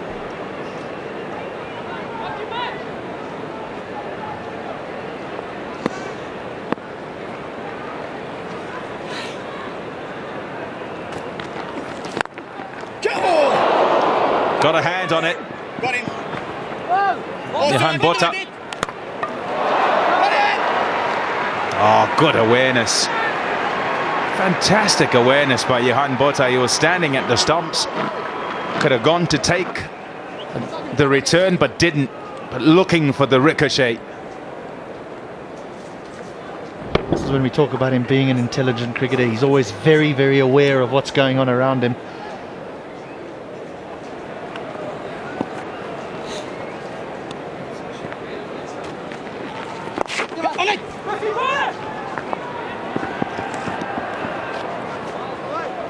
Eight off the over. 95 for 5.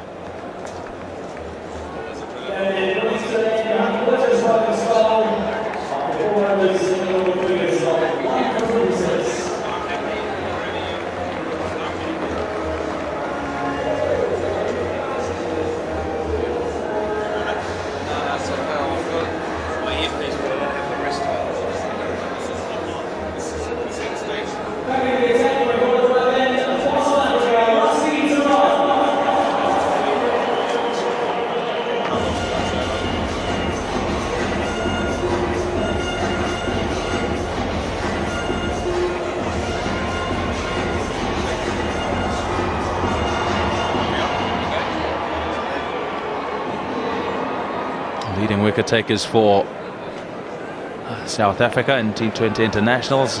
It's just gone up to 10. Lonabo Tobe.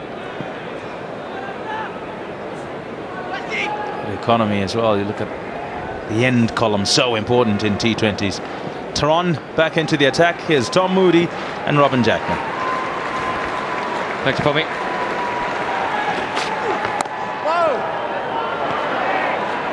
5 for 5, 15, 5 to go, Tom. 10 and over is 145, isn't it? Is that enough?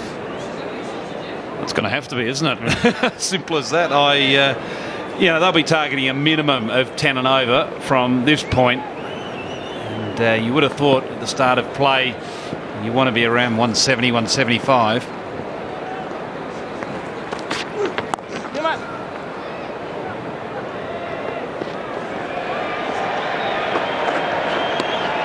Haven't quite sussed this pitch yet, although I was down there with Kepler Vessels before a ball was bowled, and it just looked like a belter.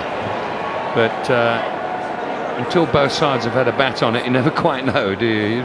Whether one side's batted poorly and it's actually is a beautiful batting pitch. There's not a great deal wrong with it. I just wonder whether there isn't just a little bit of an indifferent bounce, or whether the South African bowlers have been very clever with their pace variation.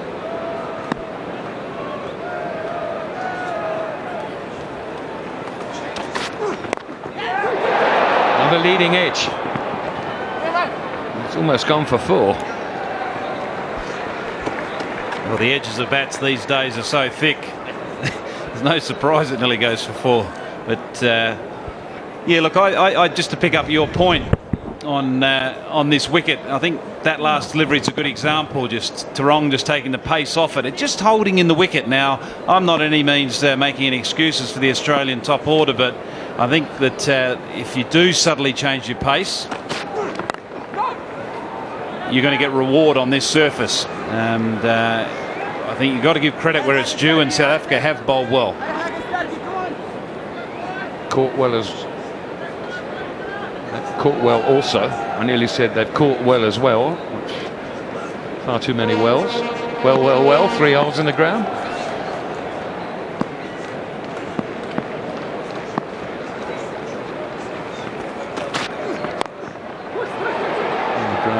That might go for 4. Wow, he hit that a lot harder than I thought he had. I thought he chipped it, but it's raced down here.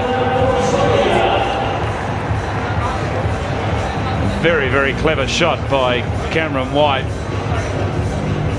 He certainly has got a lot of experience in this form of the game. He didn't try to overhit it. It was all about placement. And if you can hit it straight over the umpire's head or over the bowler's head, more often than not, it's going to go for 4. Brings up the Australian 100, almost 3 overs later than they achieved in Newlands. And that should only be 1, and will be the end of the 16th over. 103 for 5. 16 overs gone, 4 left, 103 for 5. Now, a couple of things can happen here, in my experience anyway. That sometimes there's a huge amount of runs and one player plays particularly well, or there can be just a little collection of wickets with the team trying to score at 10 and over to give themselves a bowling chance. Nicely guided down to third man.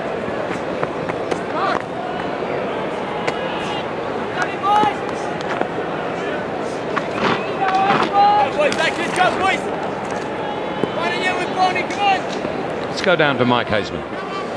Thanks, boys. I've got South African bowling coach alongside me, Alan Donald. Alan, you'll be pleased with this so far? Yeah, I think we've also assessed the pitch very well, Hazy. I think that it looked an absolutely belter this afternoon. I thought it would come on, it'd be a bit more extra bounce, but I think it's more stoppy than anything else. And where the adjustment came, and we took a lot of pace off the ball, which we did very well. So, big improvement from Cape Town so far in your mind? Yeah, very much so. I think the biggest thing we talked about was assessing the pitch very quickly. The one in Cape Town was a bit different. There was a bit more bounce, a bit more carry. This one surprised us all, I think, a bit. So also the way we adapt, the way we see it bowling at the end, I don't think you're going to probably just try and bowl and go into the hole at will. I think this sort of a few grippers and hitting the pitch hard with that, slow ball bounces will come into play. It's not easy to just hit through the line. I'm saying that, this is pretty much set up now for Cameron White, perhaps? Well, everyone's been saying he's due for a couple. Look, he is the danger man. If we can get him out before the last 4, I think that'll be job done. Not totally, but he's a big player. Thanks for your time, AD. Cheers. Cameron White got a mention there, Tom. He certainly did. Cameron White does hold the key, but is he going to be able to use it? Good soccer skills from Parnell.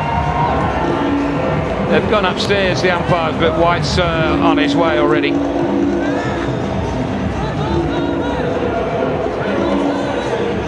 He's got no chance there. He's well short of his ground, and he's well off the ground as well. He knows he's out. 39, a good 39. Australia 106 for 6. Steve O'Keefe, the new batsman.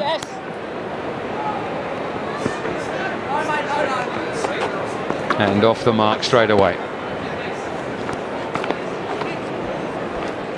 Well, he's a handy batsman in the side as a left-arm spinner, but he's a capable batsman, and he's in because Cameron White called for a quick single, and Wayne Parnell and his follow-through was quicker than Cameron White, and a nice little touch. He'll get a game for the local soccer club. Yes.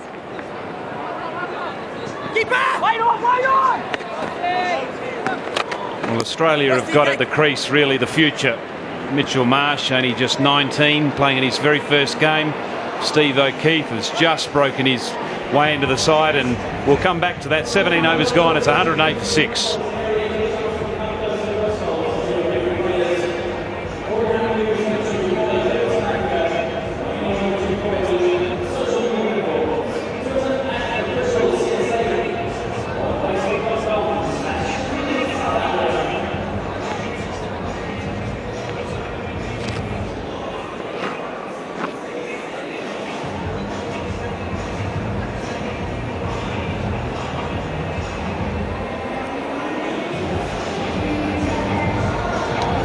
Three overs left then, 108 for 6. Choices that Hashim Amla's got. Morne Morkel's got one, and Parnell's got one. Theron's about to bowl his last one.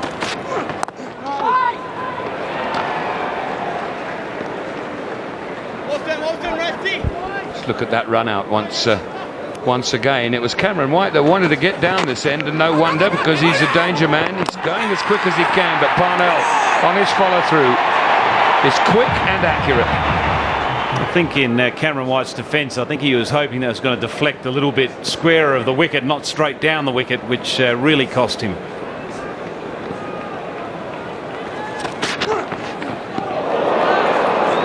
This is where these dot balls become vital. There's 2 already in this over.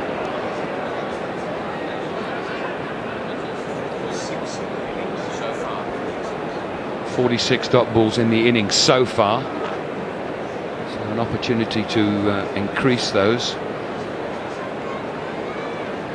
which is one more than South Africa bowled against Australia at Newlands.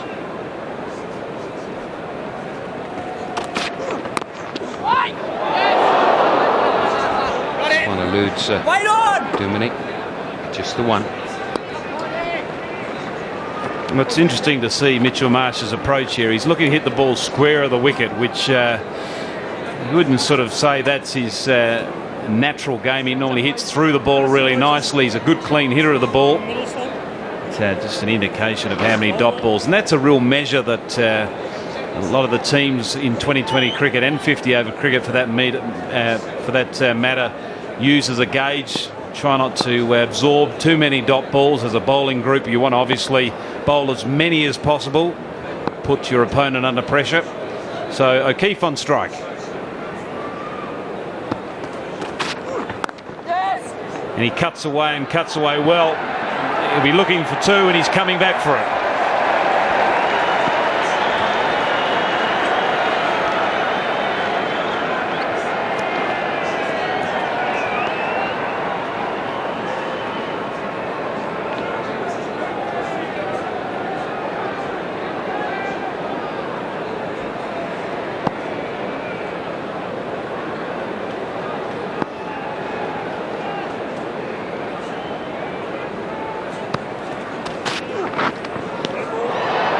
Be a wide. That's a waste.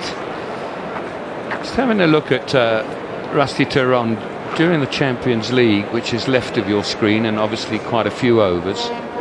There's a few deliveries that are really full there, and today he's hardly bowled one, and it's just interesting looking at that. And there's plenty of good length balls and so on, but in terms of the conversation we heard Mike Haseman had with Alan Donald just now, it's not necessarily a block hole type pitch, because that's out. Heard the outside edge with these old ears of mine. Yeah, Steve O'Keefe chasing the width. He had no choice really, but he just didn't make the contact he would have liked. He got width from Theron, and He's gone back, trying to slash it through that offside, but only getting a faint edge to the keeper. So Theron strikes, Australia in trouble. And it appears that the batsman's been asked not to go off the ground yet. They're just checking the front foot, if that's a no ball. We've already seen this once when Shaun Marsh was dismissed earlier in the innings. So Steve O'Keefe has to wait for the all clear by the on-field umpires. It's always a bit of a sort of heart-in-your-mouth moment, isn't it? How's it going to come up? It's going to come up fine. It's like perfect. Half and half. So you can turn around, old lad, and keep making your way off. He's out for 3. It's 112 for 7.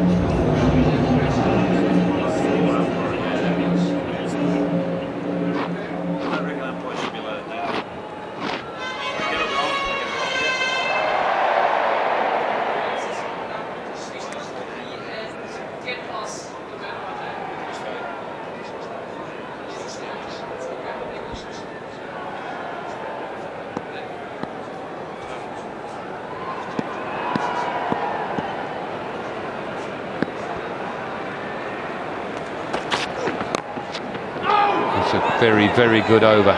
Just 3 from it and a wicket. 112 for 7.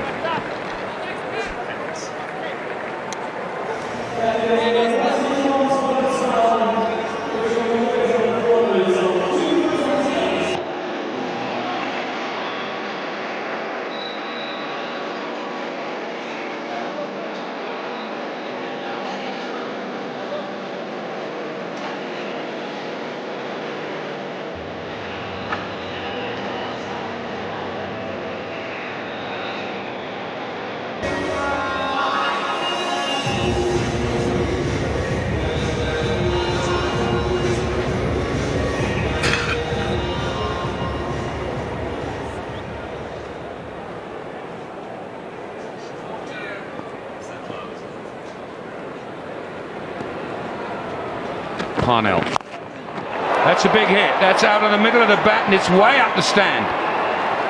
Fine shot. Well, Mitchell Marsh has got his opportunity to shine here. He's playing in his first representative game for his country. He can hit a good ball. He's a genuine all-rounder. Bats in the top 6. First-class cricket. Parnell just dragging that slightly short. Marsh cashing in.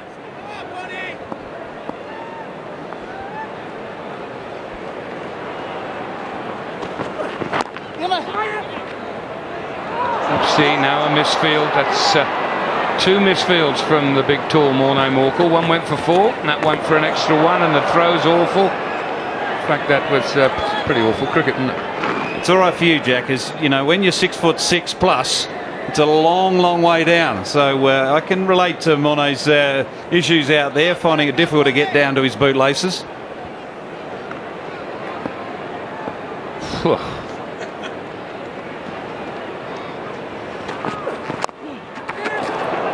So if you were his coach, you'd be comfortable with that, would you? Hardly. No. Look, it's he'll be disappointed himself, let alone his coach. He's obviously got high standards of his own.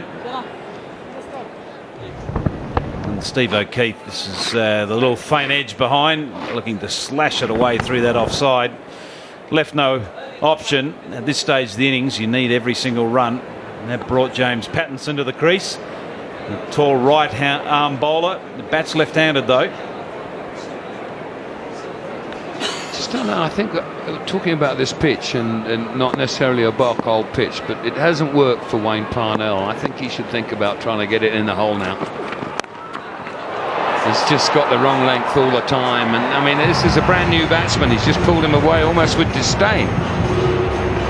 Well, he's not changing his pace, and the bowlers that have bowled well here today have changed their pace subtly. That delivery was 140, good pace, but it's exactly what the batsmen need at this stage of the innings. They need the ball to come onto the bat.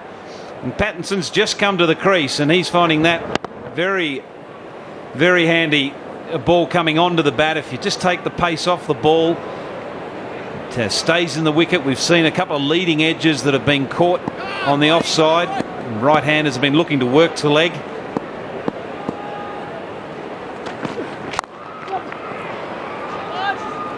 should only be one. Well, once again, that delivery, just to pick up on Tom's point, that delivery was 138, so it wasn't a deliberate slower ball or an attempt to slow the pace down. It's got to be a difference of a good 10 k's an hour when you do bowl your slower ball. It's not been a good day for young Parnell.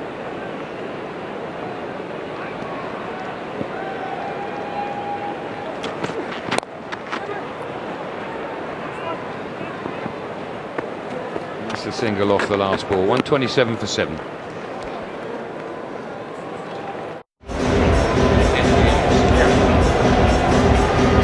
.27 for 7, then 1 over to go. It's going to be bowled by Morkel.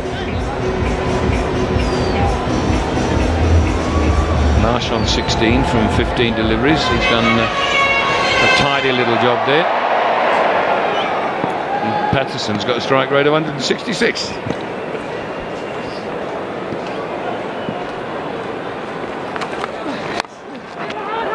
Now that was a deliberately full length into the block hole. He's going to get a couple.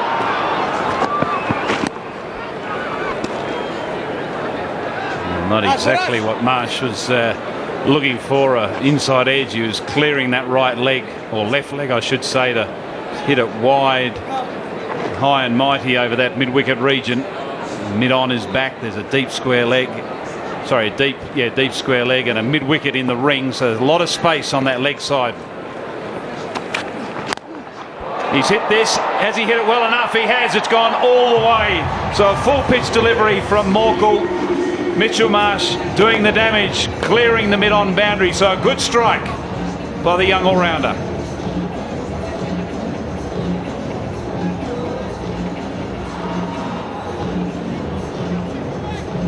Straight out of the middle of the bat. This is, of course, Mitchell Marsh that no South Africans have really seen. Change of pace from Morkel this time. It's about an hour and a half too soon with that shot.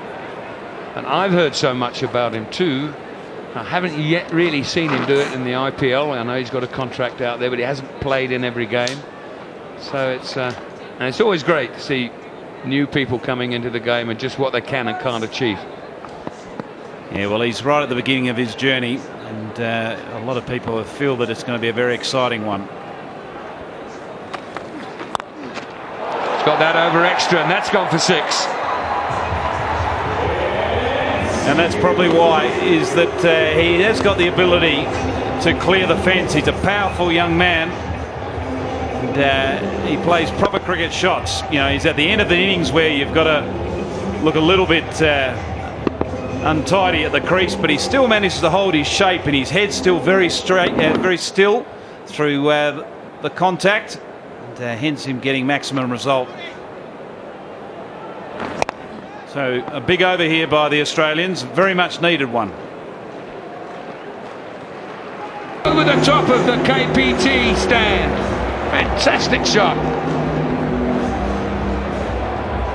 Well, that's an area that I was talking about in the early overs, where there's a lot of space over that mid-wicket boundary, but you could have had plenty of fielders on that boundary. You needed them well up into the stands, into the corporate area. Slower ball from Morkel, and Marsh getting a real piece of it. Where will Morkel go? Block hole? Yes. Well bowled. Took some stick, but he got it in the right place, but a bit too late.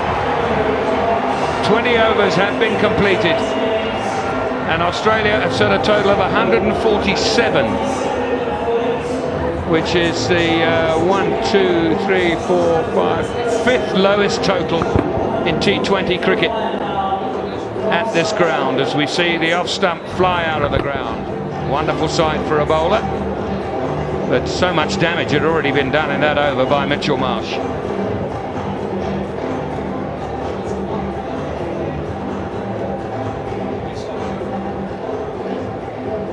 So the Australians making their way to give South Africa a total of 148. It was looking pretty bleak there for a while. A good finishing over. Morkel's over went for 20. The last over is exactly what the Australians needed.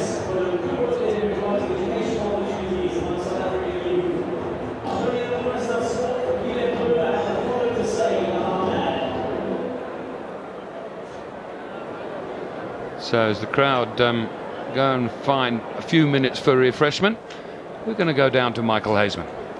Thanks, guys. Nomwabo Totobi alongside me. You've got to be pleased with your performance.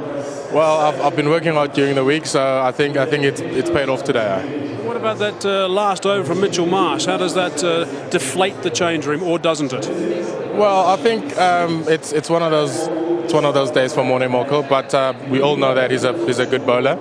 But I think the boys can pull it off. Okay, you bowled well in Cape Town, brilliantly again today.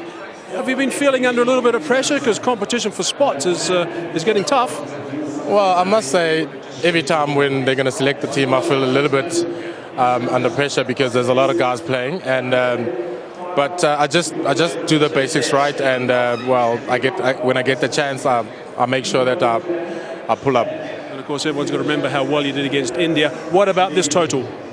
Well, I think 147 in the half out, the ball travels, and we might be able to chase it. And what's the key to chasing this down? Well, just keeping everything singles. You just have to be first run hard, make sure that you put the fielding side under pressure, and then I think it will be all right. Okay, terrific. Thanks for your time. Well done yourself. Good stuff. Thank you very much. So Lonwabo Totobi bowled so well again today, but that's the Australian batting lineup. 147 for 8. Warner failing again. That's 2 noughts in 2 T20s, and it makes such a difference, doesn't it, Tom, when he gets out early? Well, he's such an impact player in those first 6 overs, and he hasn't got himself going. To be fair, he was run out in the first game, but today he couldn't adjust the extra pace that this wicket had. But a good finish there by Mitchell Marsh to give him a total. So Toby 4 overs, 2 for 11. That's outstanding in this form of the game. Morkel bowled really well up to the last over. Remember, 20 went off his last over. Parnell didn't have a good day in the office. Theron and Buerta did a good job. So there's the target then. 120 balls, so long as there are no wides and no balls. 148 runs are required by South Africa to level this series. Don't go too far. We'll be back in a moment.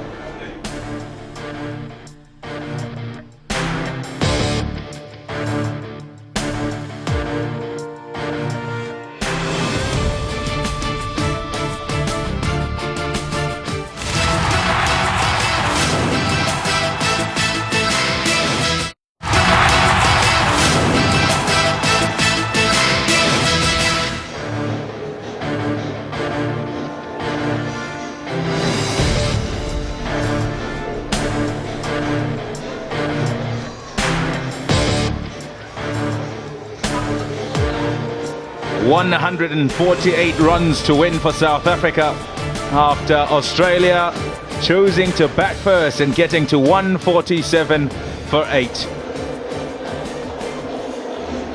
Really good work done in the field for most of the time by South Africa. And there's also a great improvement, you'd say, from the game before. Fantastic catch that was. Colin Ingram running in from mid-off. Yeah, some might have gone through, but by and large they stopped everything.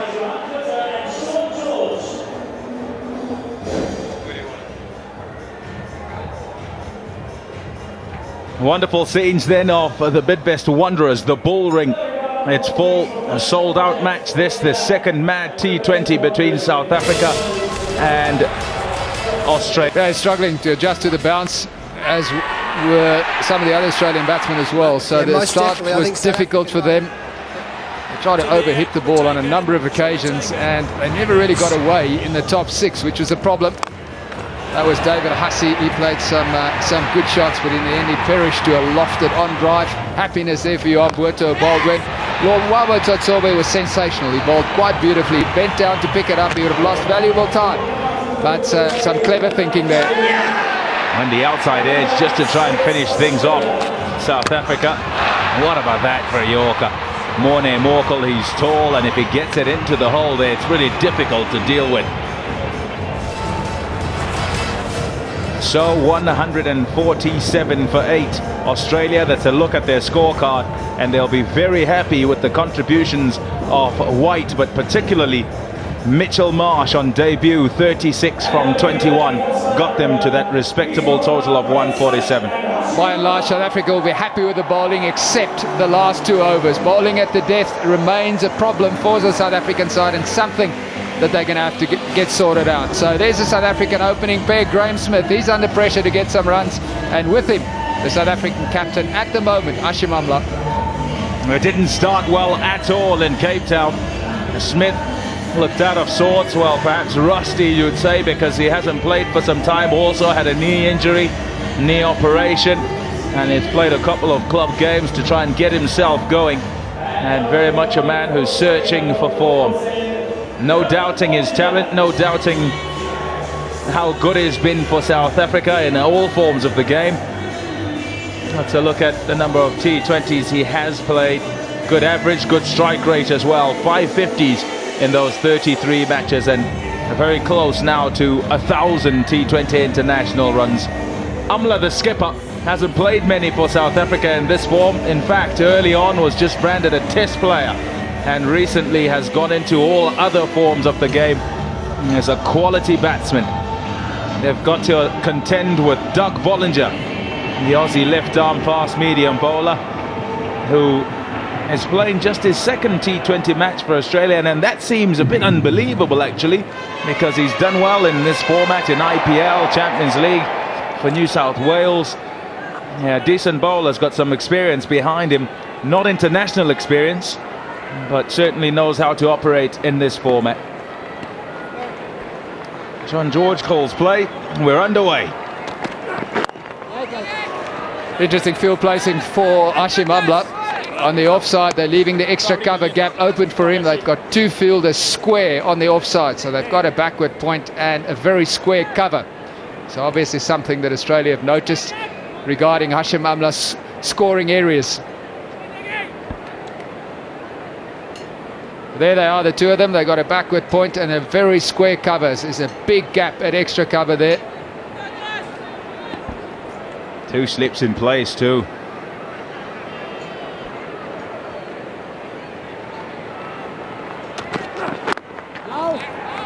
It's good bowling, really good length that is, from Doug Bollinger.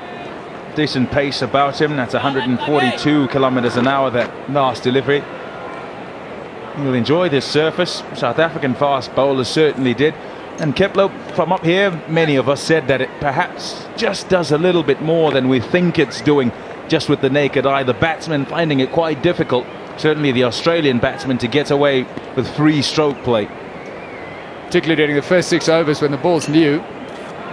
Definitely seamed around, and there was some extra bounce as well. Gone for the big shot. Didn't quite get all of that, but it'll roll away after the bounce and go for 4. So South Africa on the board. They start with a boundary. This outfield's very quick. Hashim Amla didn't middle this by any means. Wasn't a bad bouncer by Dougie Bollinger, but Amla got enough on it to get it to go to that square leg boundary. He's got all the shots, Hashim Amla, and generally doesn't mind playing them. He's calm in nature, but pretty aggressive as a batsman.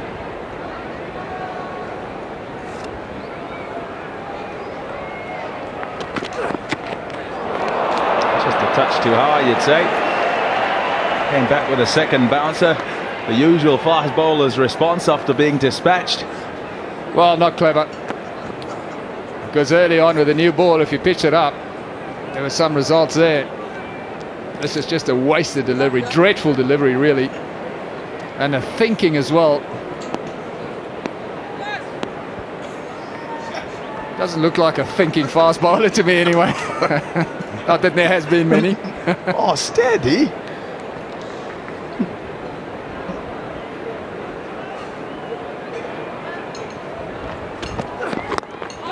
They used to think about it in your day, whether to pitch it short or very short. Yes, there was only 2 lengths a lot of the time. Always a good idea to have a batsman lurking somewhere there at mid-off or mid-on.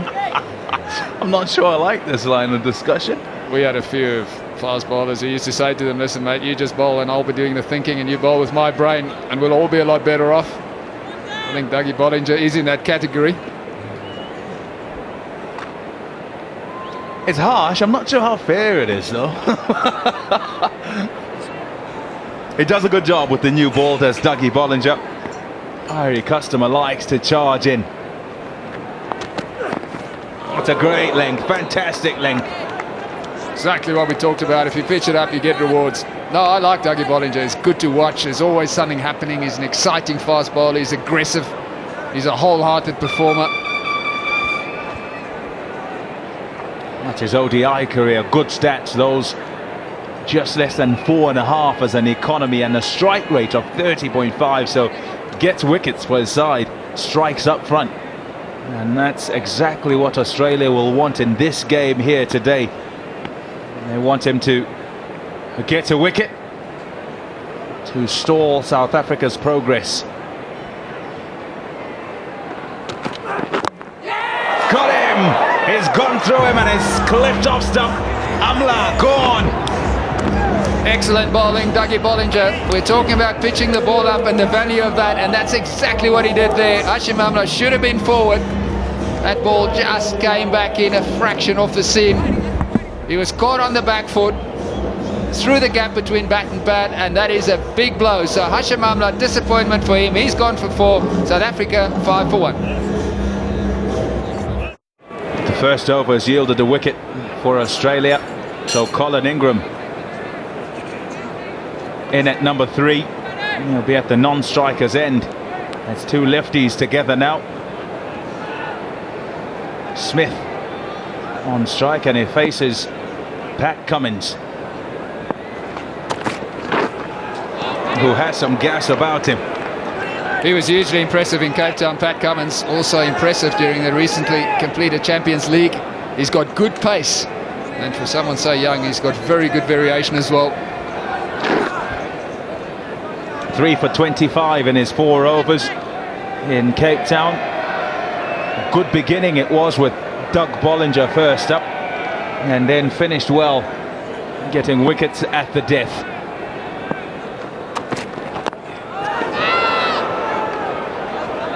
.143.6. You can just see it. You can see the batsman's reaction. It's quick through the air, so the reflexes have to be that much sharper. There's another look at that wicket. We talk about the length. So Hashim Amla, when he looks back at that, he'll know that he should have been forward. So it was good bowling by Dougie Bollinger. Pitched it up towards the end of the over and got the result. If you want a perfect length, that's exactly it. It clips the top of off stump. And the reason it's perfect as well is because perhaps it'll be it'll be a factor in the decision making of Hashim Amla. When it's pitched on the perfect length, the batsman's not sure whether to go forward or back, and it bounces quite nicely from Bollinger's on this Wanderers pitch, which does bounce and just clips the top of off. And just maybe the couple of shorter deliveries early in the over got Hashim Amla thinking, and he was looking for the short one. In the air, off the edge, and it's gone off to third man. It'll be a couple of runs to Graham Smith. Streaky ones. Not convincing.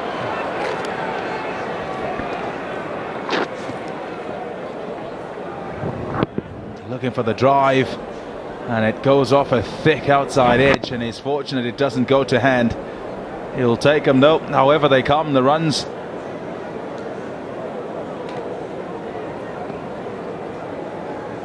Great pictures from the ultra slow-mo camp.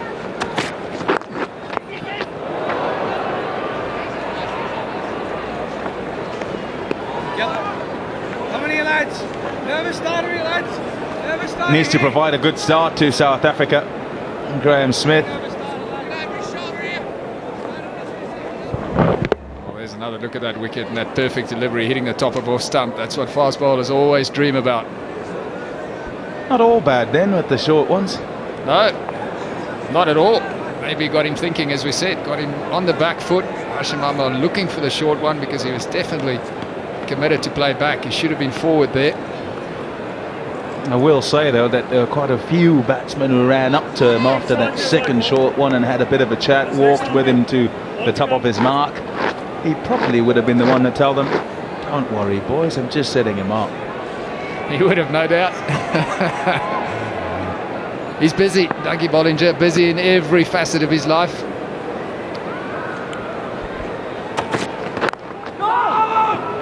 Comfortable enough. Ingram facing his first ball. 8 for 1.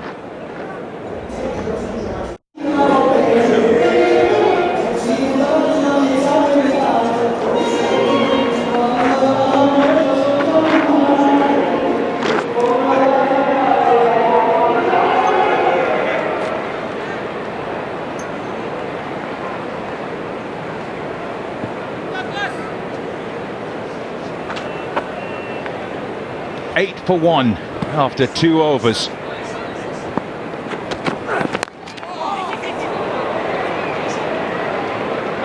Off an inside edge and just a single. Seemed like it was there for the drive. Yeah, well, it's just very slow in the footwork. So the challenge for Graham Smith is against the left arm over. He has struggled with left arm seamers in the past. So just a lack of footwork, that front foot not going anywhere, playing away from his body. That's how he got bowled in Cape Town as well. South Africa will be desperate for him to get into some sort of form, into good form for particularly the test matches. He's still the skipper for the test match game, and he'll be clamouring and he'll want to get into form too. No other way to do it except having time in the middle. Kepler, just a quick question for you. I want to get into your mind a little bit and roll back the years. Obviously, Graham Smith, and yes, you've mentioned the problems he had against left armers. Zahir last year, Mitchell Johnson, of course, going to be coming out for the test matches. What can Smith do to correct this little bogey he's got against his left armers? Well, the difficulty is when you hit a difficult time, you always want to go back to a really sound technique, and that's actually where the problem's coming in, because over off stump to the left arm, he's just not getting his front foot out far enough and playing close enough with his bat and pad close together. So that's what he needs to work on, and that's what he needs to try and sort out. Good shot, it's short, and this outfield is lightning fast. You don't have to run too many. It rolls across the ground for 4. Good start by Ingram.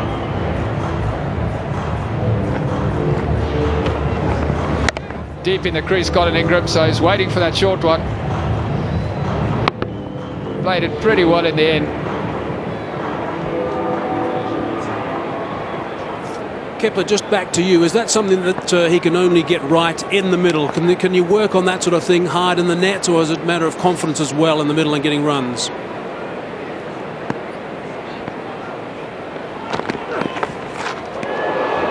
Well, what you can do is you can do a lot of drills and you can work on it in the nets a lot. There's no doubt, and you have to do that. But the problem is it's easier to get it right in 4-day cricket, where you have time, you can get yourself in and you can spend time at the crease and gradually build into it. In the T20 format, there's no time, so you can't really work on it technically. So a good thing for him would be to get some long innings and play the longer version of the game, and that way it'll be easier to straighten it out. But look, let's hope he gets away with it today and he gets some runs under his belt, because certainly confidence will go a long way towards helping sorting out the problem. Another snippet, boys. Botha as a right hand has got the pads on as well. Thanks for that, Hayes. Did really well, he did, Johan Botha, in the IPL for the Rajasthan Royals, up the top of the order. Perhaps it's also a case of trying to get right hand and left hand going, because Dumini would be the next one in that top order, apart from Amla. Well, Smith, Ingram, Dumini, and again before you had Peterson as well. Yeah, the way JP Dumini batted the other night, I'm sure you want to get him in. I mean, he's in good form, he played really well, he runs well between the wickets, so for me he'd be the natural choice to come in, but it probably has got something to do with the fact that wanting a left-right hand batsman at the crease. Yeah, Miller as well is in the lineup and the top order, most of them left-handed. And it just lets the bowlers settle into a nice line, into a good rhythm. Nicely nicely nudged onto that onside. You stray, Doug Bollinger, and you stray ever so slightly, you get punished. 4 runs, 10 off the over, 18 for 1.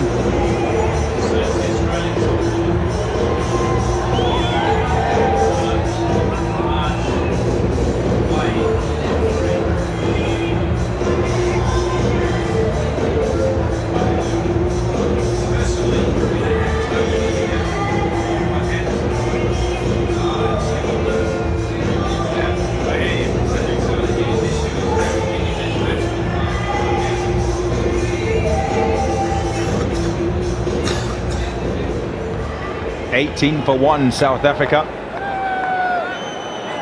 The crowd have had a few boundaries to cheer about. 3 fours in the first 3 overs. Well, no footwork, so a tentative stroke by Colin Ingram. Didn't get himself into a good position. He tried to run this one down to third man, but there was no positive footwork in the stroke at all. So this one came off the inside edge. He's pretty much anchored in the crease, too close to his body to play the shot. So disappointment for him, but a blow for Australia. They're right in this game.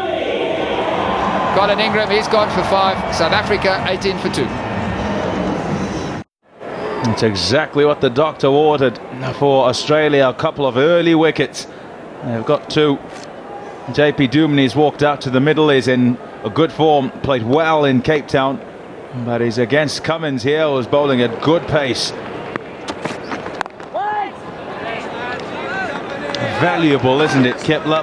Just raw pace, and the wicket of Ingram has got to be something about the pace that's also contributed to him chopping this onto his stumps. Absolutely. In this format, you're always looking to manufacture a few shots. So Colin Ingram, instead of in a 4-day game, he probably would have been looking to play up and down the line with a full face of the bat, looking to run that one down, and just got to him too quickly. Didn't get himself into a good position. What's the adjustment? Well, the adjustment is your thinking. So when you're playing in the longer version of the game and you're thinking about playing straight down with a full face of the bat, you tend to get into good positions when you're playing well and you're confident. But in this format, you can't do that because you don't have time. So you've got to look to try and score off every ball, and then it's more difficult to get into a good position. And that's the line that Cummins has been bowling to left-handers, which has been very good. Close to off stump, just running across the left-hander. Brilliant change of pace. And the bloke's running up and bowling at you 145 kilometers an hour, and then he changes it up. A slow bounce at that, but on a good line. 121.4 that was. Dumini had to change his shot, and in the end just opted to let it go. But a very well constructed over so far. Gets a wicket off the first ball, and he's followed it up beautifully with 3 dots. Look at that for pace and the change as well. Off the edge, what a catch! That's a really good catch at first slip. Diving to the right, it was low and very well taken. Fabulous over. 2 in the over for Cummins.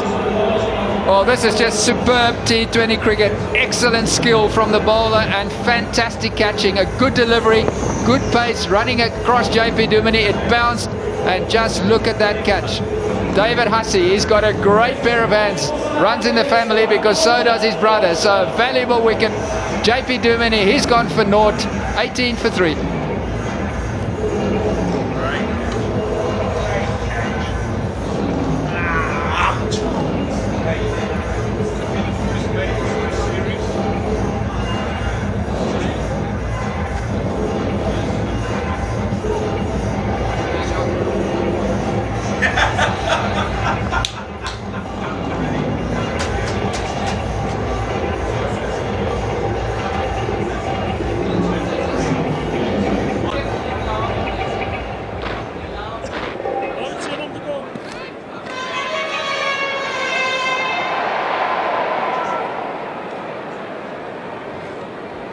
Johan Botta walks out to the middle at number 5.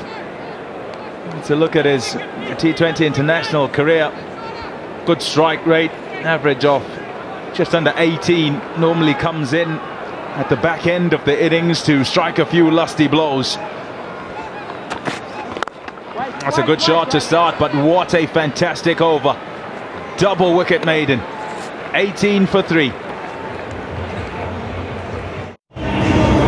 Amla, Ingram and Dumini back in the hutch. And it's Smith on 8, who's got to look to form a partnership with Johan Botha, who's just walked out to the middle and faced one ball. Dougie Bollinger to continue. Oh, good slower ball. Very good slow delivery. Excellent change of pace. So just another look at this excellent delivery. What a fantastic piece of cricket this was. It was pace, went across the left-hander, there was extra bounce, and just a wonderful catch by David Hussey. Brilliant cricket by Australia. It's a great nut, isn't it? It's a really good ball. Now, I'll go so far as to say it had to be to Dumini because he's in good form. What about that for the catch? This young man has started really well, Pat Cummins. Just the one. Tough to put a value on pace. Well, what a prospect Cummins is, because he's got natural pace, he's got good aggression, and he's also got a very good change of pace. So for somebody so young, he shows a lot of maturity. So he's very promising. If he stays fit, he's going to do a great job for Australia in years to come. Just on that slips catch as well, it is one of the better grounds to field in the slips at, because you get a lot of time to see the ball, because you can afford to stand a long way back, so you get a good glimpse of it. And that was excellent catching technique by David Hussey as well.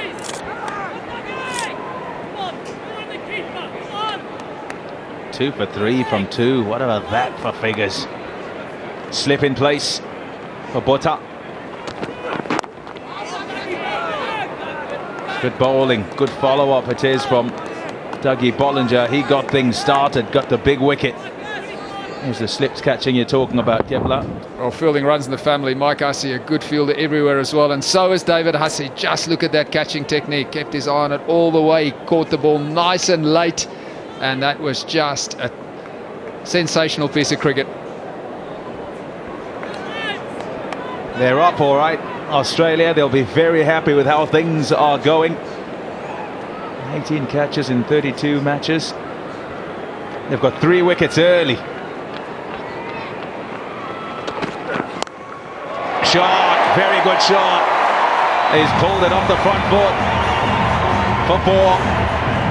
Very strong leg side, Johan Botha. So the place you need to bowl to him is outside off stump, running it across him. He finds it more difficult, but if you bowl into his area around leg stump, either on the front foot or the back foot, he's going to be very comfortable. And this was an excellent stroke. Good positioning by Johan Botha and a well executed pull shot.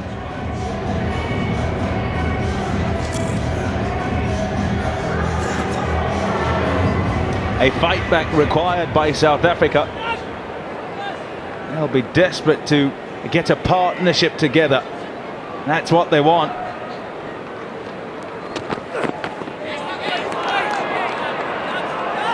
There's that follow-up. Not a bad one either. Will it produce a wicket for him again with the next delivery that he pitches further up? Yeah, well directed further up this time.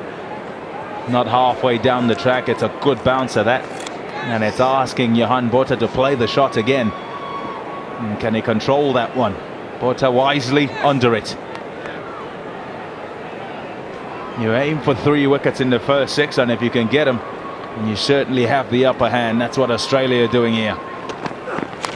Off the edge, gone fine. Fine leg won't get there. 4 runs to Botha and to South Africa. 9 off that over. 27 for 3. A look at the summary. Australia won the toss, decided to bat first. They got 147 for 8, thanks to Mitchell Marsh right at the end. It is 36. South Africa 27 for 3. Pattinson into the attack, into the commentary box.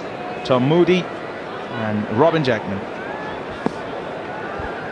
Thanks, Pommy.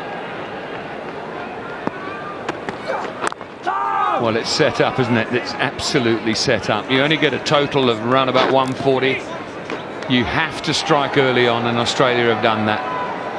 Now the situation's fairly even. In fact, I might even say that Australia have just taken the edge here.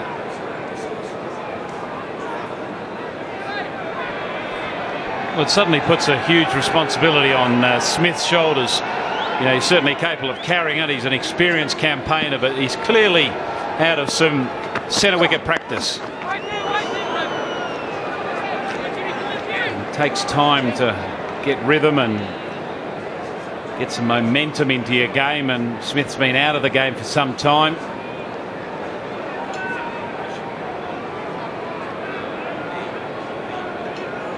An operation on his knee, so he had to do the rehab, and difficult for a batsman because it's important they continue to hit balls and keep that sort of rhythm in their game.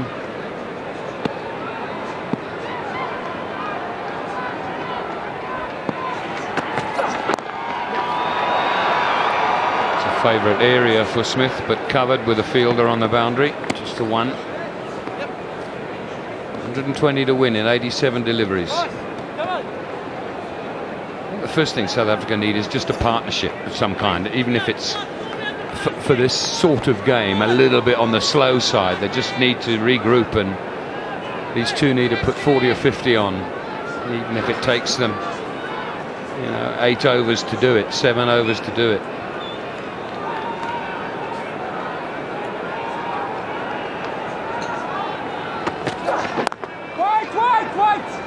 Yeah, I'd agree with you, Jackers. I think we saw in the last over when Mitch Marsh cashed in and got 20 off the last over off Morne Morkel that you can do some catch-up work towards the end, but you really need to set a strong foundation, and South Africa have had trouble building that foundation. They've lost 3 quick wickets, 3 top order wickets. And, they do need to sort of re-establish that foundation so they can have a good dart in those last 5 or 6 overs. Just in the mid-wicket area, you would have seen that graphic there, that's a very favourite part of the ground for Johan Botha. 51% of the runs that he scored in the IPL were through the onside in front of square.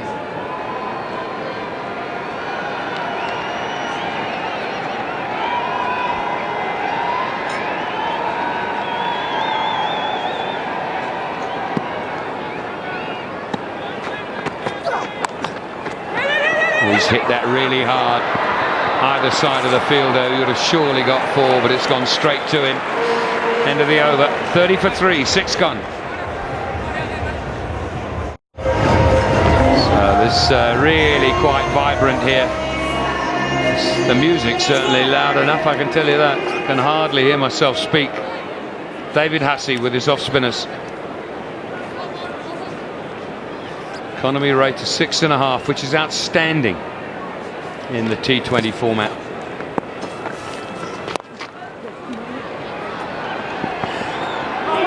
That might have been 2 had he not slipped. Stuff, good stuff.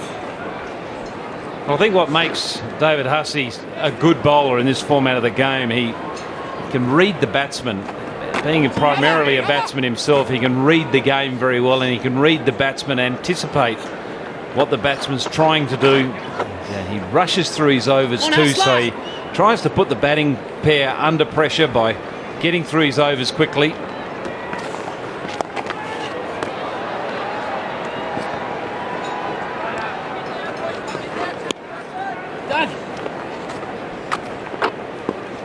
He's certainly not a spin bowler that you'd expect to take wickets in Test cricket. He's just a handy, shorter form bowler. 2's the call from Smith, because some ground has got to be made on the boundary, and in the end a little fumble makes the 2 very easy indeed. There aren't too many 2's on this ground. Outfield so fast, either goes for 4, or if it goes anywhere near a fielder, it goes there quickly for 1. Yeah, hustler. Races through his overs too, David Hussey. Hardly gives you time to breathe as the batsman. Smith taking his time now, which is sensible. Saying, well, hey, hang on a minute.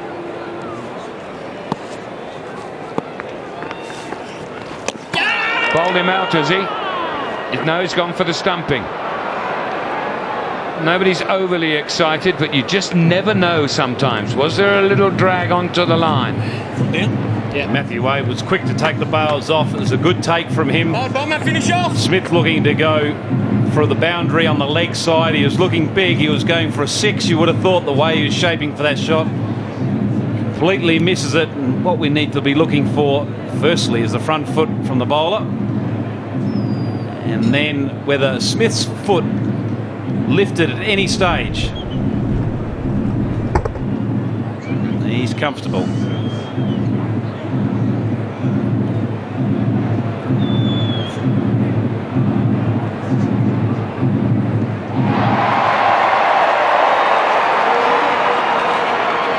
Thought there might be a little bit of a roar when that popped up on the screen. Yeah, bold Huss. Looking for 2 again. They should get it. So 6 off that over. 36 for 3.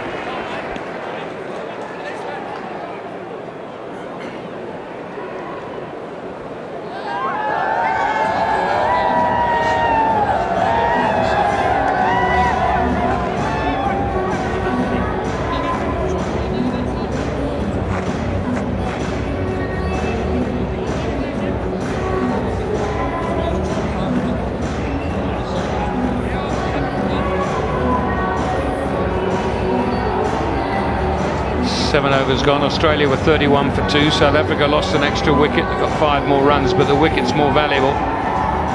That there's no doubt.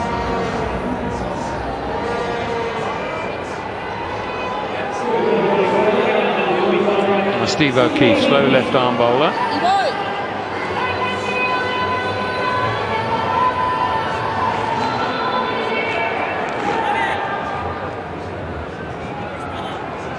Let's quickly go down to Mike Haseman. Thanks, boys. O'Keefe into the attack now. So it looked like a dual spin attack for a while. I've got Russell Domingo, the assistant coach of South Africa, alongside me. Russell, what was the talk of the change from your boys? Yeah, look, I think just to make sure that we stay calm, I think getting off to a good start is going to be paramount playing at the Wonders. You know, you're always going to get some big overs at the back end. We haven't got off to a great start, but still pretty confident we can pull through. Okay, now Graham Smith's still there. He's on 16 at the moment. It may not be a bad situation for him right now. No, I think a great situation for him. Good outfield. We know the ball travels at altitude. He needs to get some time in the middle. He's been off for a while, so that's a good stage for him to perform this afternoon. One of the concerns that South Africa have had over the last little while is the fact they don't have that catch-up batter. For example, like a Mitchell Marsh did with Australia. Yeah, I think that's why it's important. One of the top 4, top 5 is there when the 16, 17 over starts. In saying that, we do have some guys who can hit the ball to the back, and the guys like Wayne Parnell's got a lot of potential. So hopefully he can step up to the plate and put in a big performance at the back end.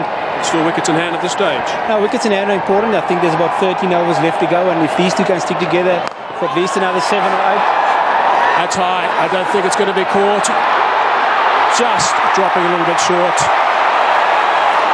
Good effort though. Russell, thanks for your time. Back upstairs.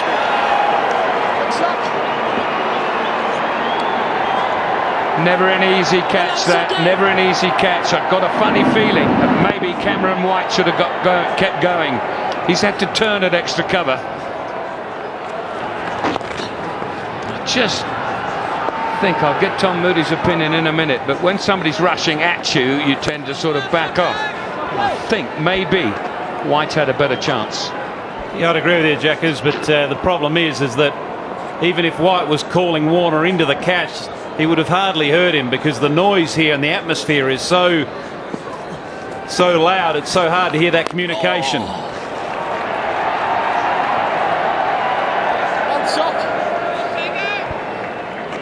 But it did appear that Cameron White sort of had a better run under the flight of the ball. It's always difficult to try to take a catch over the top of your head, but he's got a very good pair of hands. Yeah, down. Like sock. Set, sock, go. 7 from the over. 42 for 3. Apologies to Mr. O'Keefe. They're only 6 off that last over, not 7. 42 for 3. One, Dave.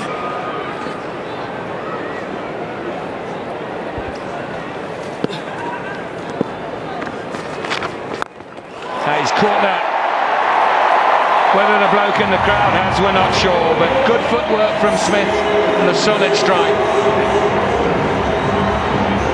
You can't help but feel that Smith is lining up that leg side boundary. It's not a particularly big boundary. There's enough fielders on the fence here, deep mid on, deep mid wicket, and a deep backward square, but Smith clearing all of them. Leading edge, caught and bowled. Big wicket for Australia. Well, David Hussey has got a knack of picking up wickets, and he's done it here again today.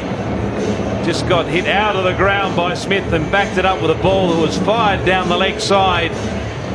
Smith went to work it to leg, but got a leading edge.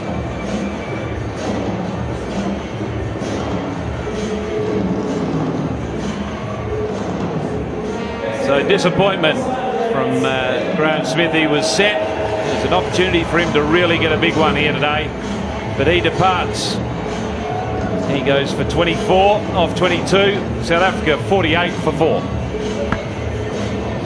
Come on, Hustler! Come on, Hustler!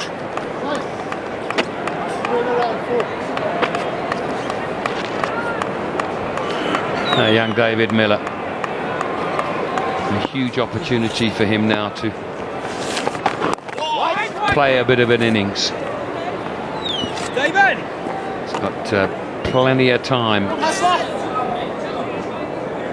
He's going to have to get some runs. There we are. Look at that. See how fat that edge is, and he's hit it right in the middle of it. It was really interesting seeing that replay, because Smith's angle of his bat was going right across the line of the ball, not going through the line, and then using his wrist to work at leg side. Miller off the mark.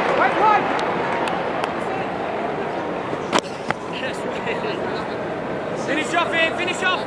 See his bat just going straight across the line of the ball instead of going through the ball and working it with his wrists into the leg side. So hence it really did expose that very thick outside edge. Presented a very easy catch for David Hussey.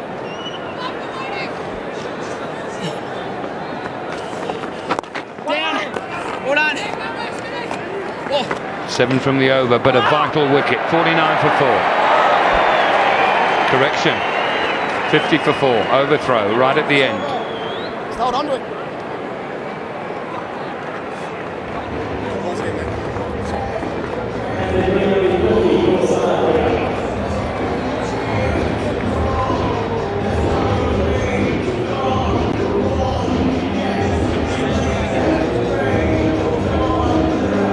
Exactly what Tom Moody's saying there is just on straight across. You could actually say it's a little bit unlucky that the ball and the edge met as they did, but the technique, no wrist work, wasn't good enough.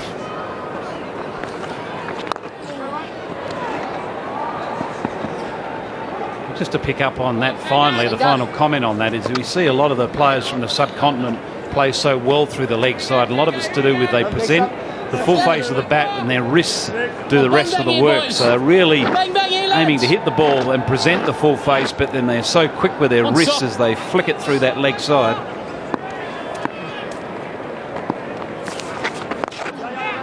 That's nicely played. Really had to stay on that shot. Got a couple for it. Well, Mitchell Marsh out on the leg side boundary doing the work. Good diving save. A few butterflies. He may get his opportunity to bowl here this evening. He bowls a lively medium pace. He's replacing Shane Watson in the side, so he'll be called upon to possibly play some all-round duties. Had a good time with the bat towards the end of the Australian innings. Yeah, bowl. Socko. Socky boy.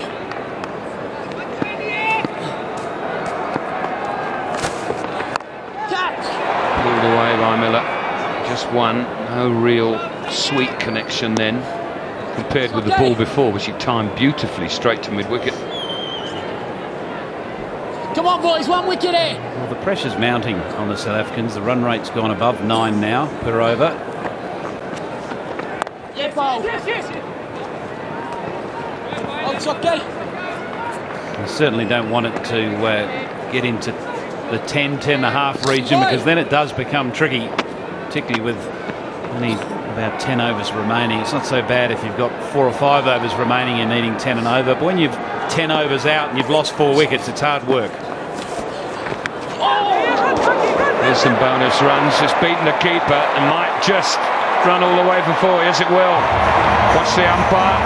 It's runs he's given, so he's got a nick on it. 10 gone, 59 for 4.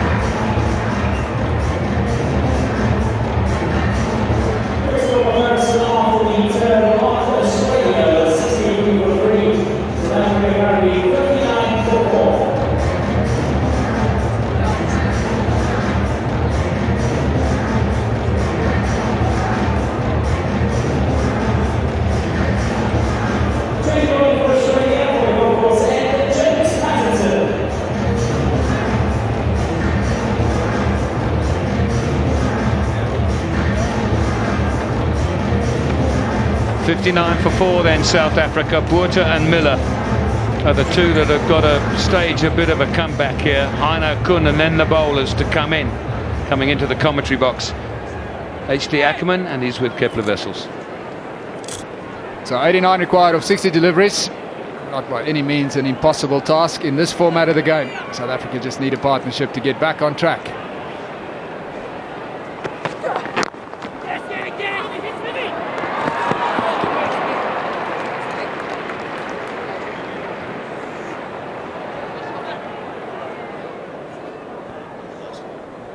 This is the last delivery of the previous over.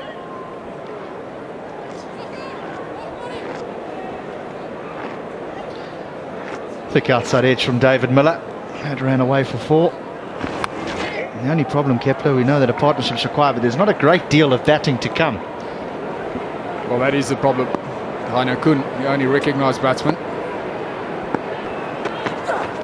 And also the required run rate is not that easy to achieve. So if you had a lot of batting to come and plenty of wickets with established batsmen in the bank, then you would be still pretty confident. But that's why these two have to play pretty well to try and get South Africa close. We're going to just hang around a little bit on this batting subject. It may not be a lot of batsmen, but it's the type of batsman that concerns me, is we don't have really many power hitters towards the back end of the innings, do South Africa. Well, exactly right. And also your wicketkeeper these days is such an important batsman, so come to that after this delivery. So that's a leg by, just the one. So your wicketkeeper these days is such an important part of the batting group. He really should be part of your top 6. So I'm not really sure why Heino Kuhn has continually moved down the list, because you'd think that in the middle overs, because he's not a power hitter, he'll be more effective, where it'll be more difficult for him coming in the latter overs. Maybe he'll prove us wrong today. Well, he is a busy little player. He can imagine nurdle it around. He finds the odd boundary, but as Kepler mentioned, doesn't hit many out the ground.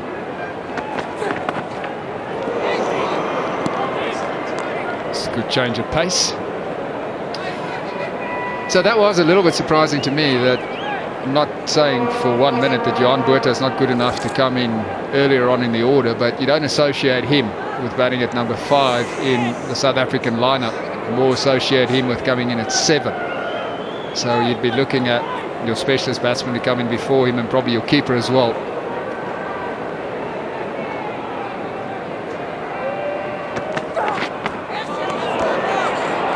And obviously Peterson being left out for Parnell. We know Robin Peterson, more of a recognised batsman than Wayne Parnell. Ryan McLaren's another one. He was in the initial squad but released to go and play 4-day domestic cricket. So he might have been an option to lengthen the batting a little bit. This is an excellent bouncer. Nothing that Johan Botha could do with that one. So that is very good variety.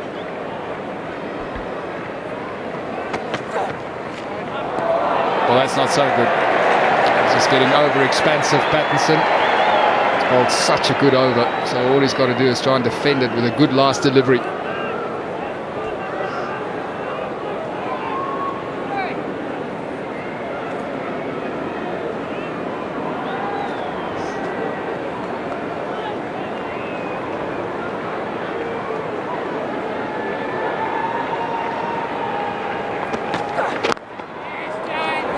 top delivery to finish. So that's 11 overs gone, 62 for 4.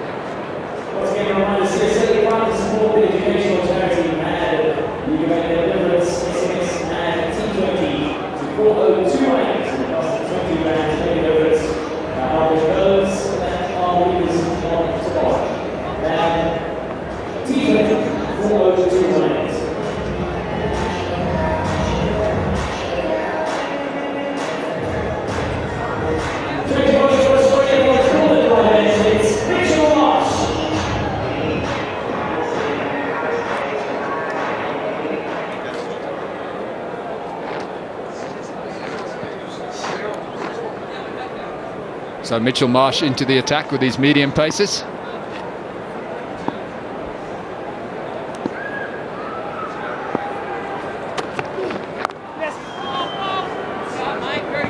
He had a good day with the bat, HD, but I think that death bowling from South Africa's perspective again today, the last 2 overs, just letting Proteas down. It's something that they have to work on, isn't it? Well, I know it's something that you go on about really getting the ball in the block hole, and that there's no better delivery at the back end of an innings than getting it in the block hole. We know we see more variation of pace nowadays, the slower ball bouncer, the bouncer. But you're 100% right. If you can be more consistent in getting the ball in the block hole, there's no reason why 4 or 5 out of 6 shouldn't be there.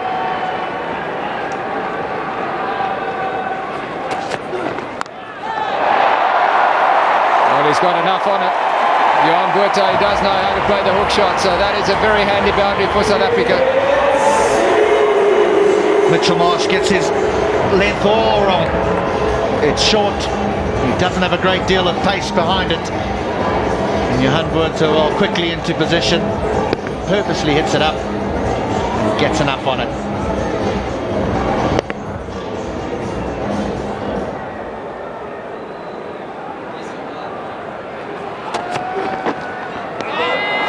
That's poor delivery. Johan Buerta is very strong on the leg side, whether it's off the front foot or the back foot, so not too sure that Australia have done their homework too well. Where you want to bowl to him is get him to hit towards extra cover. If you do that, you're in the game. But if you bowl into his areas on the leg side, he's pretty effective. It looks as though that it's been Australia's game plan all over, is just to try and be as straight as possible.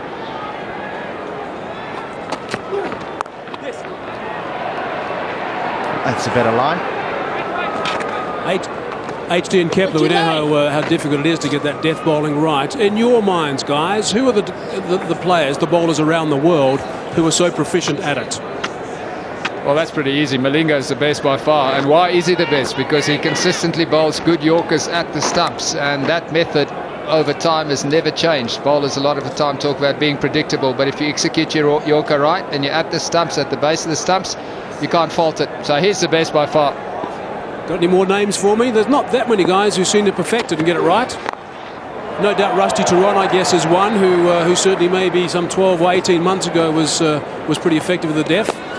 Oh, Mark, I think there's going to be a change of mind shift actually when it comes to bowling, because so often we use our new ball bowler to bowl at the back end as well. So we ask him to be able to execute 2 very important skills, and I think what we might see is someone asked to just do death bowling so he can practice that skill over and over again.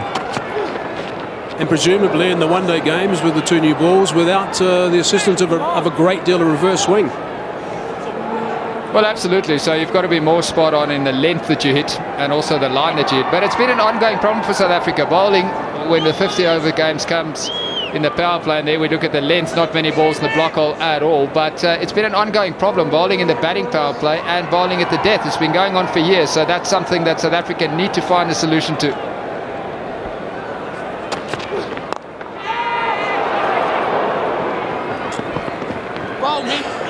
So 12 overs gone, 73 for 4.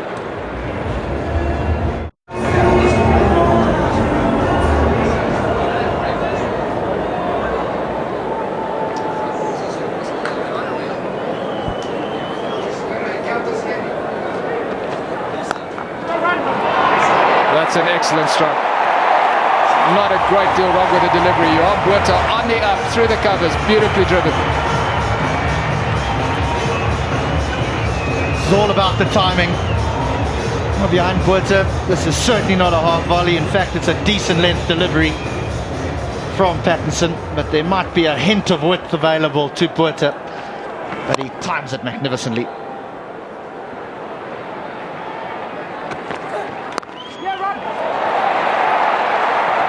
Well played again.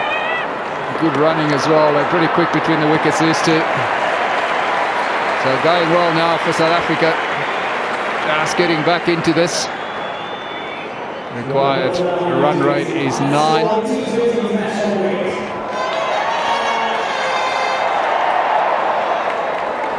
Johan Botha puts his head down, turns correctly, bat in the right hand. Good bit of running.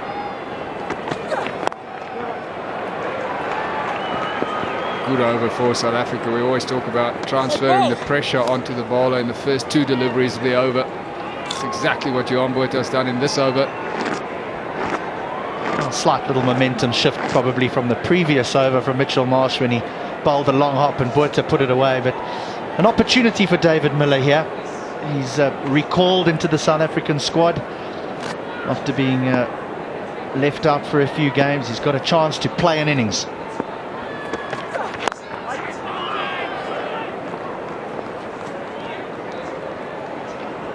Always look at the equation. If you, as the fielding side, getting down to the opposition needing around the 50 mark or 5, then you always feel you in the game. So this match very evenly poised. The problem for South Africa was the last 2 overs. They were very expensive. One from Wayne Parnell and one from Morne Morkel. 35 coming from those last 2 overs. Well, Miller went for the big shot and has lost his stumps. Probably not what was required from David Miller at this point. South Africa only needing 9.5 and over on a good facility. Poor stroke. Yes, the thinking and the execution both let David Miller down. So disappointment for him. He's gone for 10. 80 South Africa now for 5. So Heino Kuhn comes to the wicket under all sorts of pressure. Talked about earlier that he's an accumulator. He runs well between the wickets. He's a gutsy player. But he's going to be called upon to do some big hitting today as well. This is why he's there. Miller looking for a boundary. He's feeling there needed to be an acceleration, but there had been a momentum shift. And that was probably not the correct choice of stroke from David Miller. End of the over, 80 for 5.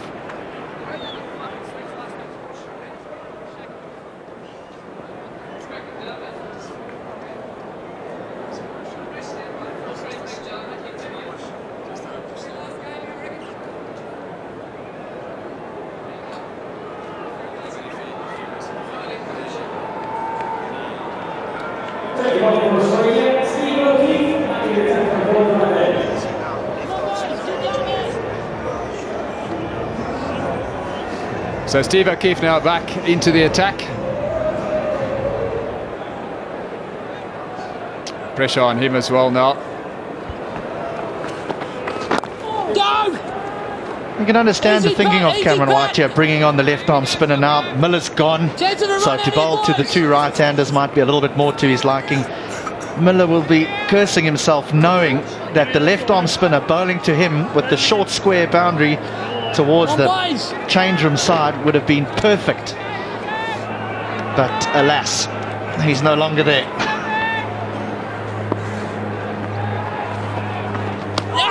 Well, that's a good delivery, a little bit of turn as well. But whatever the outcome of this game is, even if South Africa do go on and win it, Jacques Rudolph has to come into the side. There's no doubt about that. South Africa need his skill, they need his experience, they need what he brings to the party. So he absolutely has to be added to this group.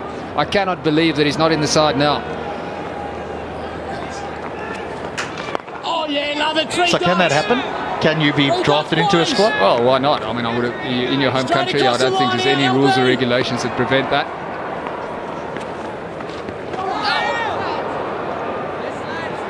Also, you look at your wicketkeeper, as we said, if he's going to play in the one-day format, he's got to bat in the top 6.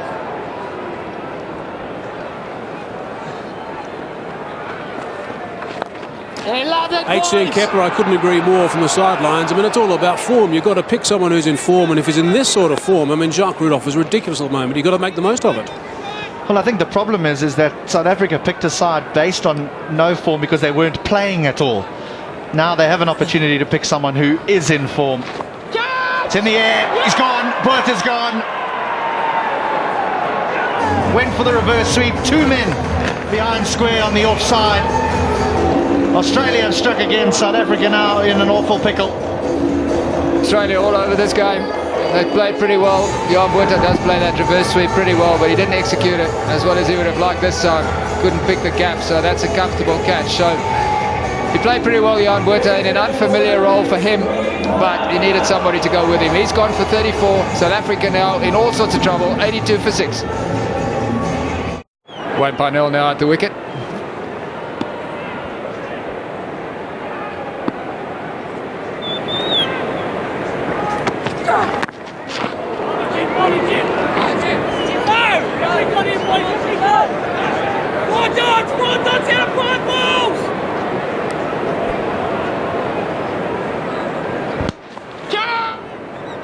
Two men behind point on the offside. Botha, we know he plays the shot well.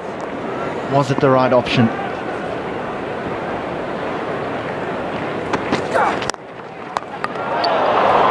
Unlucky there, Heino Kuhn. That was a good shot. Probably would have been 4 if it didn't hit the stumps. Come on, boys! Still listen around, boys! It certainly was a good cricket shot. He's timed this beautifully. Straight back down the wicket. And Pattinson's been impressive. He's gone for just 14 off his 3.2 overs with a 1 wicket. So following up his good performance from Cape Town.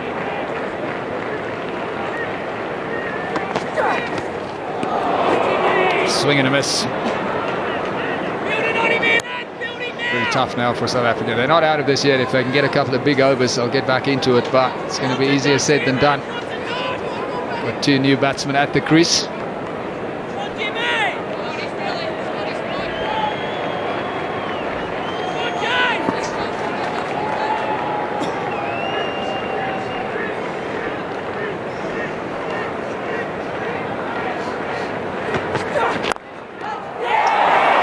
Gone. I'm afraid now that is not looking good for South Africa. We said that Heino Kuhn finds it difficult to hit the ball in the latter overs.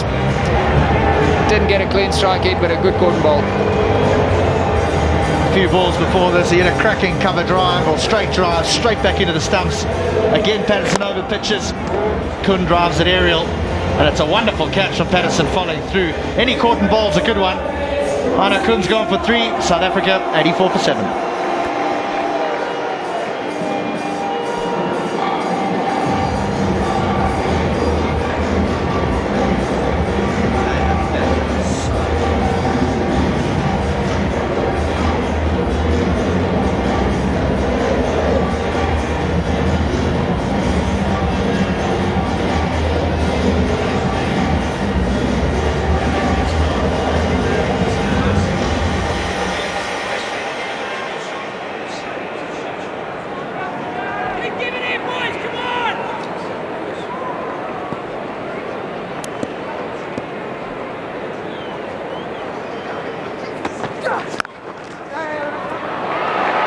That's Rusty Tron now. He's off the mark.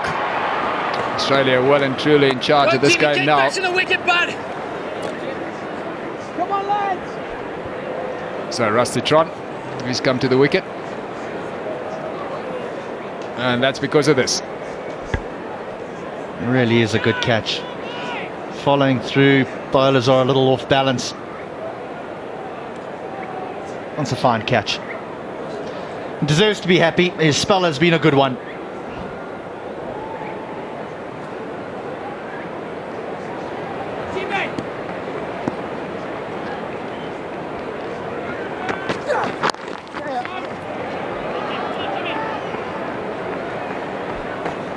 There we go! 15 overs gone, 87 for 7.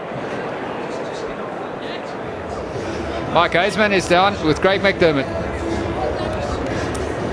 Thanks, guys. Yeah, with the Australian bowling coach who was the spearhead for Australia for 13 years. Billy, you must be very pleased with the situation at the moment. Yeah, pretty pleased, Hayes. Mike, the young blokes are going really well. We've got a few guys in the sheds at home as far as young blokes go. We've still got Mitchell Johnson who's arrived today from one-day cricket. Brett Lee's obviously missed a couple of games because of his operation, so our pace attack's looking good. And the young guns you've got here, they look like they could be very special. Yeah, some guys with some pretty good pace. It's nice to have a pace attack in T20 with everyone over 140. Erring on Cummins at nearly 150 today, so fantastic effort from the young fella.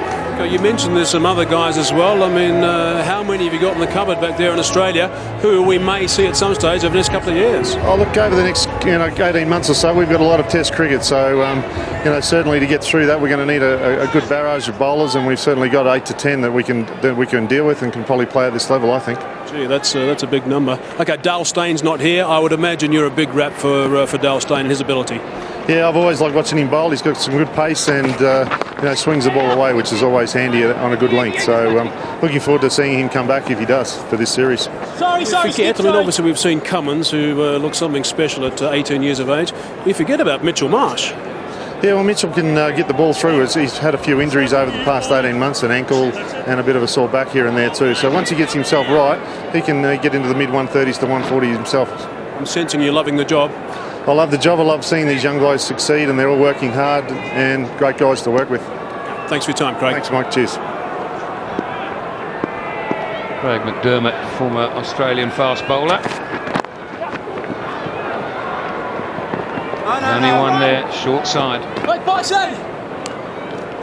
Australia have really taken this game by the scruff of the neck now. I can't see how South Africa can get home from here. 12.64 runs to the over, and only the bowlers really to come. There's no batsman at the crease. I just felt that young David Miller went a bit early. There was another 8 overs for him to bat there. What did you feel, Tom? Yeah, I'd agree with you. It's chipped in the air into space, and it's very well placed, and a good piece of fielding if he's managed to keep every part of his body behind the line as he's touching the ball.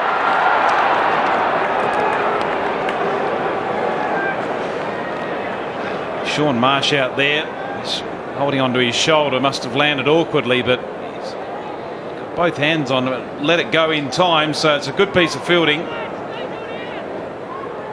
Saved the run.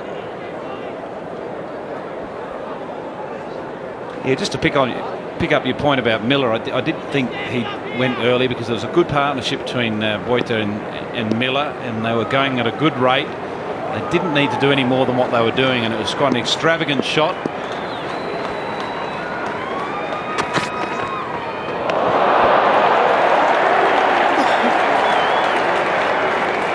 Having said that, sometimes it's all about frame of mind, maybe, and I'm questioning the dugout decision to send Boita in when he did. Look, he was successful, yes, but that doesn't mean to say he wouldn't have done that another slot down, where he was supposed to come in. And what does it say to David Miller, who is a specialist batsman, to keep sliding down the order when your team's actually in trouble, rather than going nicely and so you're going to send a sort of middle order pinch hitter in? Okay, but when your team's in trouble, you want your batsman to go in and get them out of trouble. And a young lad starting out on his career, what did that decision maybe say to him? Well, the only reason I can think of them doing it, well, a couple of reasons. One is Boita's got more experience, and two, he's a right-hander and not a left-hander. They wanted another right-hander at the crease.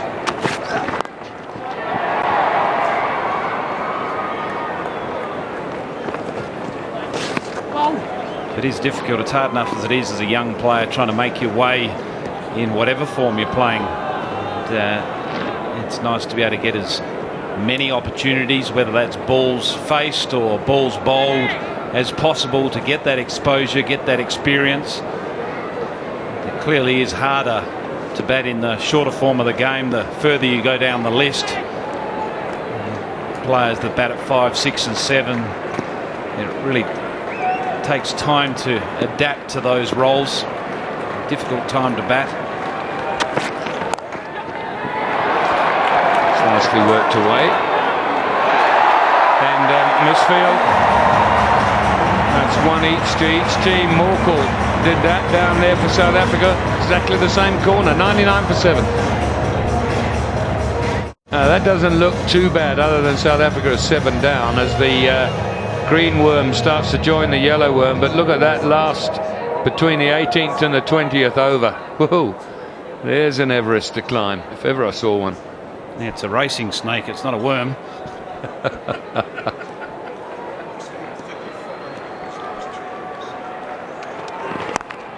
Good shot. Cricket shot. Rusty Theron, you little beauty. He'll be telling his grandkids about that.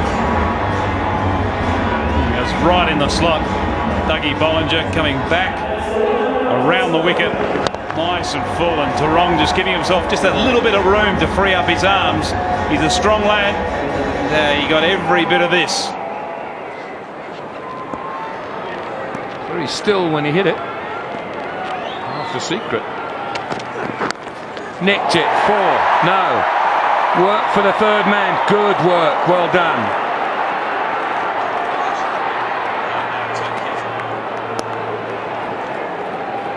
I think O'Keefe on that occasion making up for the tardy work the over before with a terrific dive, just palming it off, and fine leg coming around and doing the tidy up work, but a good save here.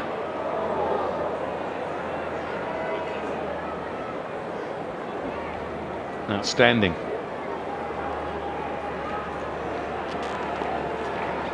Change of field now.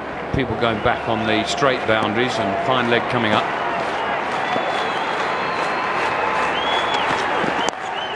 He's got that through mid-wicket. Theron is playing a little blinder here.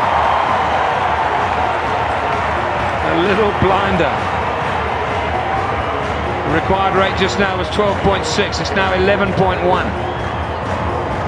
Well, Theron bowled a lot better here today than he did in the first game. He's obviously taken a bit of confidence out with him with a bat in his hand. Not recognised as an all-rounder, but he's doing a terrific job here at number 9. It's just what his team requires, a few boundaries just to get them back into the contest, get some momentum back on their side. Dougie Bollinger now bowling over the wicket. He's changed from being around the wicket to over. Change of pace, swing and a miss.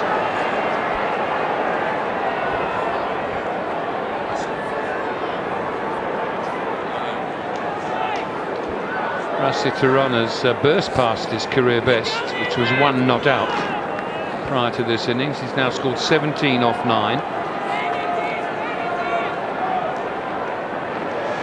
This is where he starts to feel like his Jacques Kallis now, as all tail-enders do. He's got a long way to go, my friend. Slap that down a long off, it'll just be 1. Speaking of Jacques Kallis, it's his birthday today, isn't it?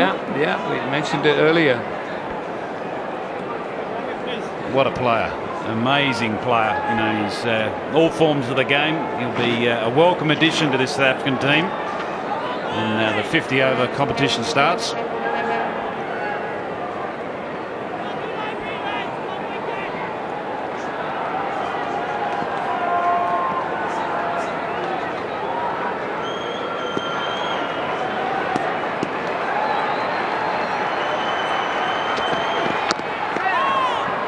Inside edge from Parnell. So a good over for South Africa. That a very good one indeed. 12 from it. 111 for 7.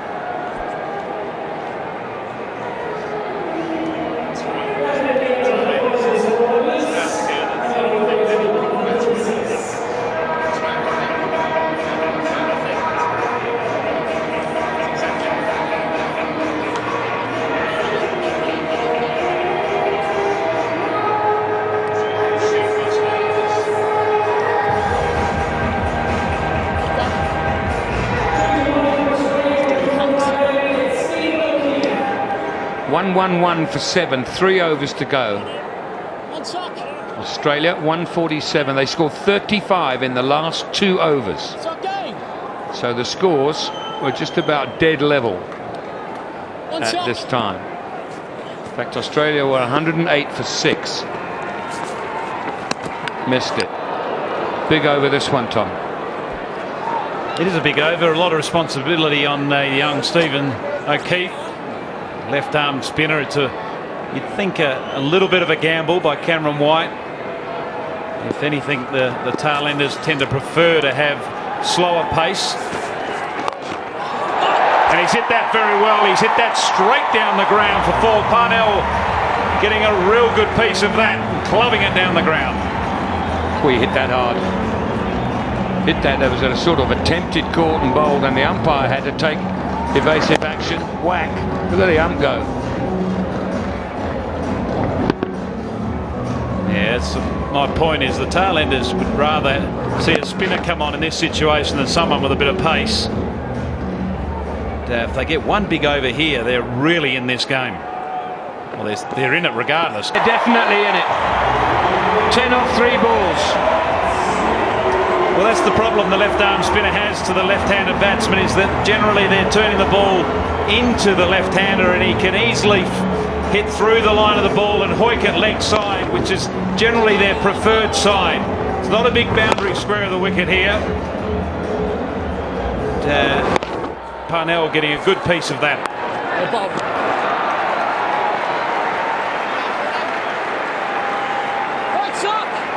11 from the over. 2 balls to go. Can Rusty hold his head here? It's Parnell just picking that up. It's a very short boundary. He cleared it by enough, though.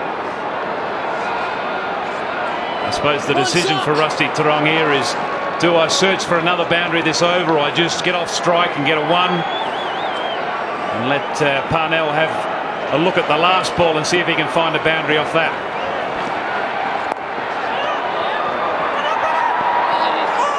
He's got the 1. Now I guess Parnell says to himself, hang on, we've got 13 from this over, 12 from this over. Do I just settle for 13, or do I look for that other boundary? I guess you've got to try and look for the boundary, haven't you? Make it. And he has. And he's got it. And that might make it easier over the last 2 overs. 129 for 7.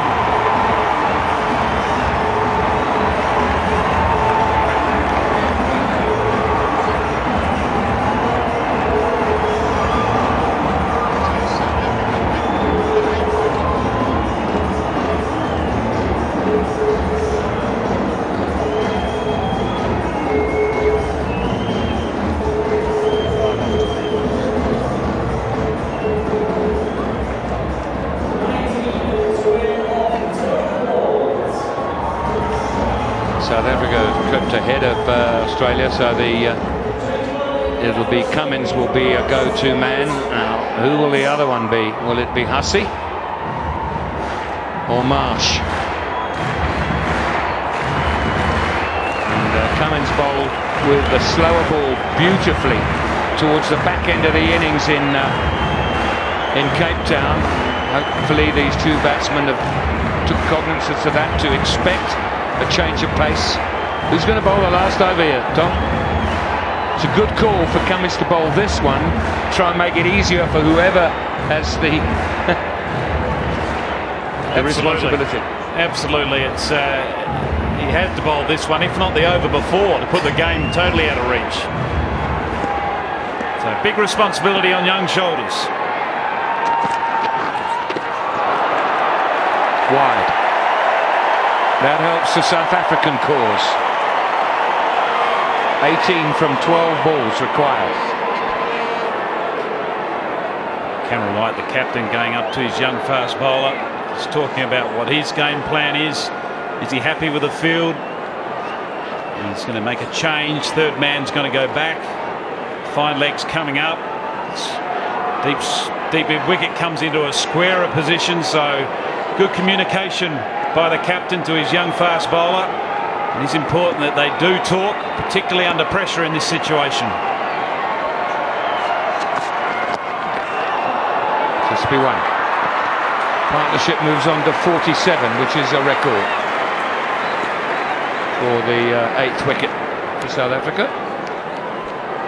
So often in this situation, the bowler does get sort of left on his own under pressure, so it is good to see senior players or the captain do go up to him. I can tell you what, Tom and Jackers, there's one or two of the Australian boys that are not concentrating on what Cameron White is doing right now. He is getting a little bit frustrated with his little subtle movements. I just wonder, is it the debutant today who's going to bowl the last over? This is enormous pressure here in the middle. Yeah, we're both sort of trying to pre-guess who's going to bowl the last over, whether it'll be the off-spinner or the debutant. Whipped away, is that gone for 4? How much bat has he got on it? Plenty! Parnell moves to 28. Well, Parnell's playing an absolute gem here. He has come in and had a serious impact. He's found the boundary on the mid-wicket side. Short of a length ball by Cummins. Picked that off beautifully. A wonderful cricket strike.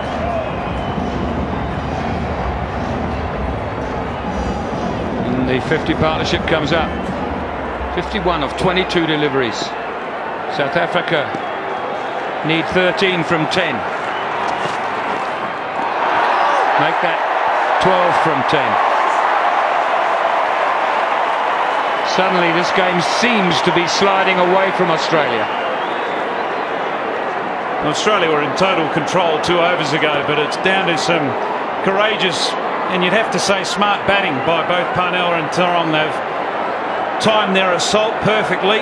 They've given themselves a chance to get in, and they've really hit the boundaries well. They've picked off the right bowlers. They've picked off the left arm spinner the over before. Had a big over. Pat Cummins around the wicket now.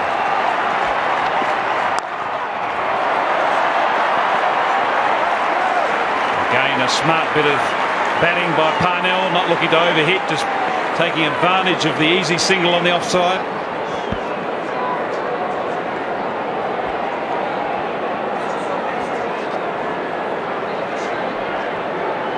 .11 from 9. Everybody on the edge of their seat here. Still 2 more balls of this over to go. 3 more balls of this over to go. There have only been 3 legal deliveries.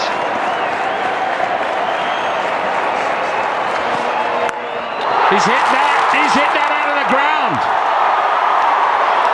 1 bounce full. It's a bit further than I thought, Tom. Back you up there, it did look like it was going out of the ground. So fell short, so it obviously didn't quite get all of it, Rusty Theron, but he got enough of it. Again, a ball just back of the length, allowing the right-hander to hit through the length of the ball, finding space on the leg side.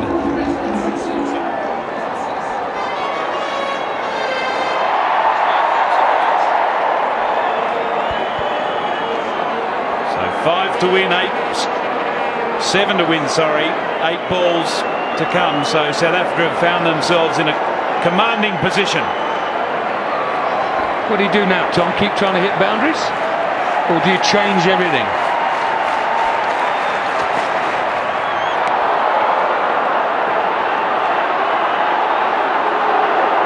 One for the over, that's all. Well, Rusty Theron's obviously thinking it's worth still going. There was 7 runs needed, 7 balls. You have to think to play sensibly. You obviously look to score, but you don't have to do anything out of the ordinary. A 1 off this very last ball would be very valuable. Obviously a boundary would be of huge value, but they've done the hard work here. They don't want to throw away an end, because that's what's put South Africa in this position, is this partnership. If this partnership broken, what it does, it just gives Australia half a sniff.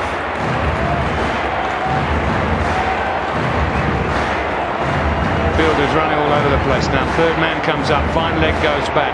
Does that mean he's going to change his line and bowl it closer to middle stump?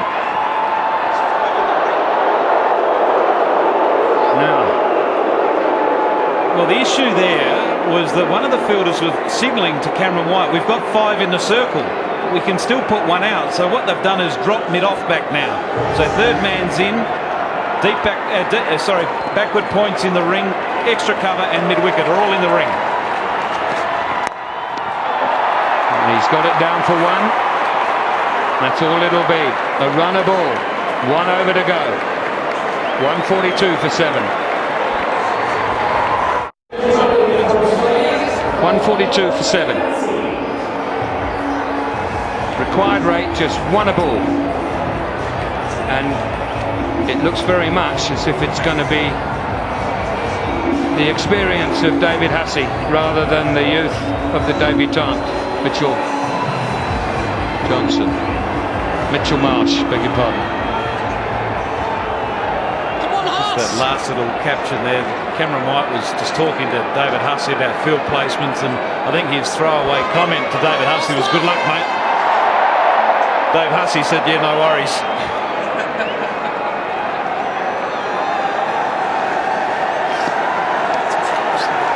What a fantastic partnership this has been between Parnell and Theron. Unbelievable. South Africa were dead and buried just 20 minutes ago. Partnership yielding 64 off 27 balls. The Australians are shocked. 3 overs ago they had this game in the palm of their hands, but it was down to Parnell and Theron that have turned South Africans' fortunes around, and a terrific comeback, and to be a very, very pleased coach in Gary Kirsten. His first win as coach of the South African team. Well, that's why they say, you know, you can never talk about this game too early on. You just don't know what's going to happen in this fantastic game of cricket that we all love so much.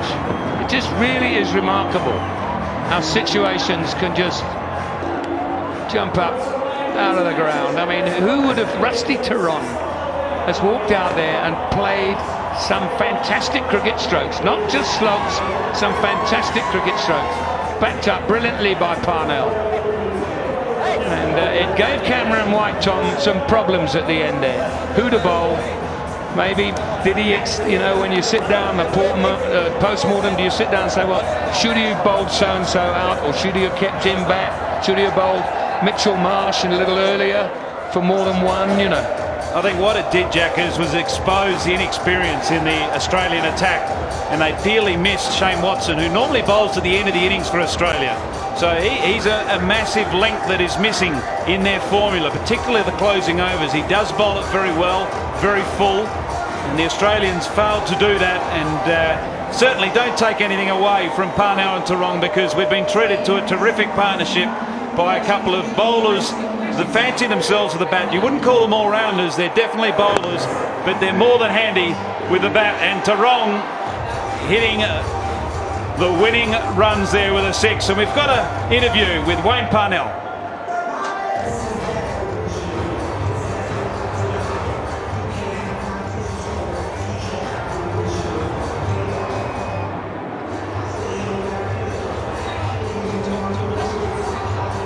Very happy men. Graham Smith and Hashim Amla. Gary Kirsten, sometimes emotionless. Let's join Mike Hazeman. Thanks, guys. I've got Wayne Parnell alongside me. Wayne, that was sensational stuff. Yeah, you know, obviously going in there, we still needed a lot to get. But I just thought to myself, you know, if we can drag it out to the last over, we obviously in with a chance, you know. Having played here at the Wanderers before, you know, you can sort of score quickly towards the end, and obviously that's what we've done. And how was Rusty going? Was he pretty relaxed out there? Yeah, you know, Rusty actually kept me sort of calm, you know. But you know, as it sort of got closer and closer, he obviously got G'd up. So I just told him to obviously breathe, and yeah, luckily obviously pulled the last one. And I think you're spot on. I mean, the venue is one of these venues. It's a very good chasing ground. Yeah, you know, definitely. You know, even when I bowled, I thought they hit good balls for out at the park, you know, and then. You know, batting, I obviously backed myself just to obviously stand still, and I hope that they obviously got it wrong and, you know, just execute everything. Okay, your contribution was the bat was terrific. We all know that's something you want to really step up with. Yeah, you know, obviously striving towards that, you know. yeah, one game doesn't make an all-rounder. Yeah, and I mean, bowling is my first priority, and hopefully, you know, when I obviously play again for South Africa, to obviously rectify that. And not a bad crowd to support the boys and steer them home. Yeah, you know, last time against India, yeah, we obviously lost it. So I sort of owe them one, you know. But yeah, thanks a lot to everyone for obviously coming out, yeah, you know, and being behind South Africa all the way. Okay, so great to see you smiling this time. Not so much last year, but this is what counts right now. Well done, Pons. Thank you very much, Isaac. Thanks. Wayne Parnell then, who was one of the two, he and Rusty Theron, who put on 64 in 27 deliveries to take South Africa home when they did look dead and buried. There was no doubt about that. When I joined Tom Moody for the last 5 overs, there really wasn't a contest going on out there, and those two changed it completely. So there's a couple of key partnerships in the middle there with Boyter and Smith, and then Boyter and Miller, but the real one that counted was the last one between Parnell and Theron. 64 of 27 deliveries.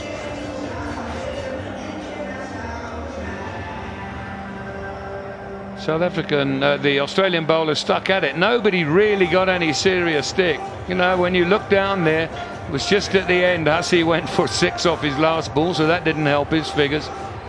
And Mitchell Marsh bowled just the 1 over for 11, but otherwise the other guys were really pretty steady. Another good performance from the young Cummins. So there we go. Australia won the toss. They batted first, 147 for 8. Contributions from White and the 2 Marshes, 39, 36 and 26. Excellent bowling from Sotsobi, 2 for 11. South Africa replied, 148 for 7. They got home by 3 wickets with 5 balls to spare, courtesy of Theron and Parnell.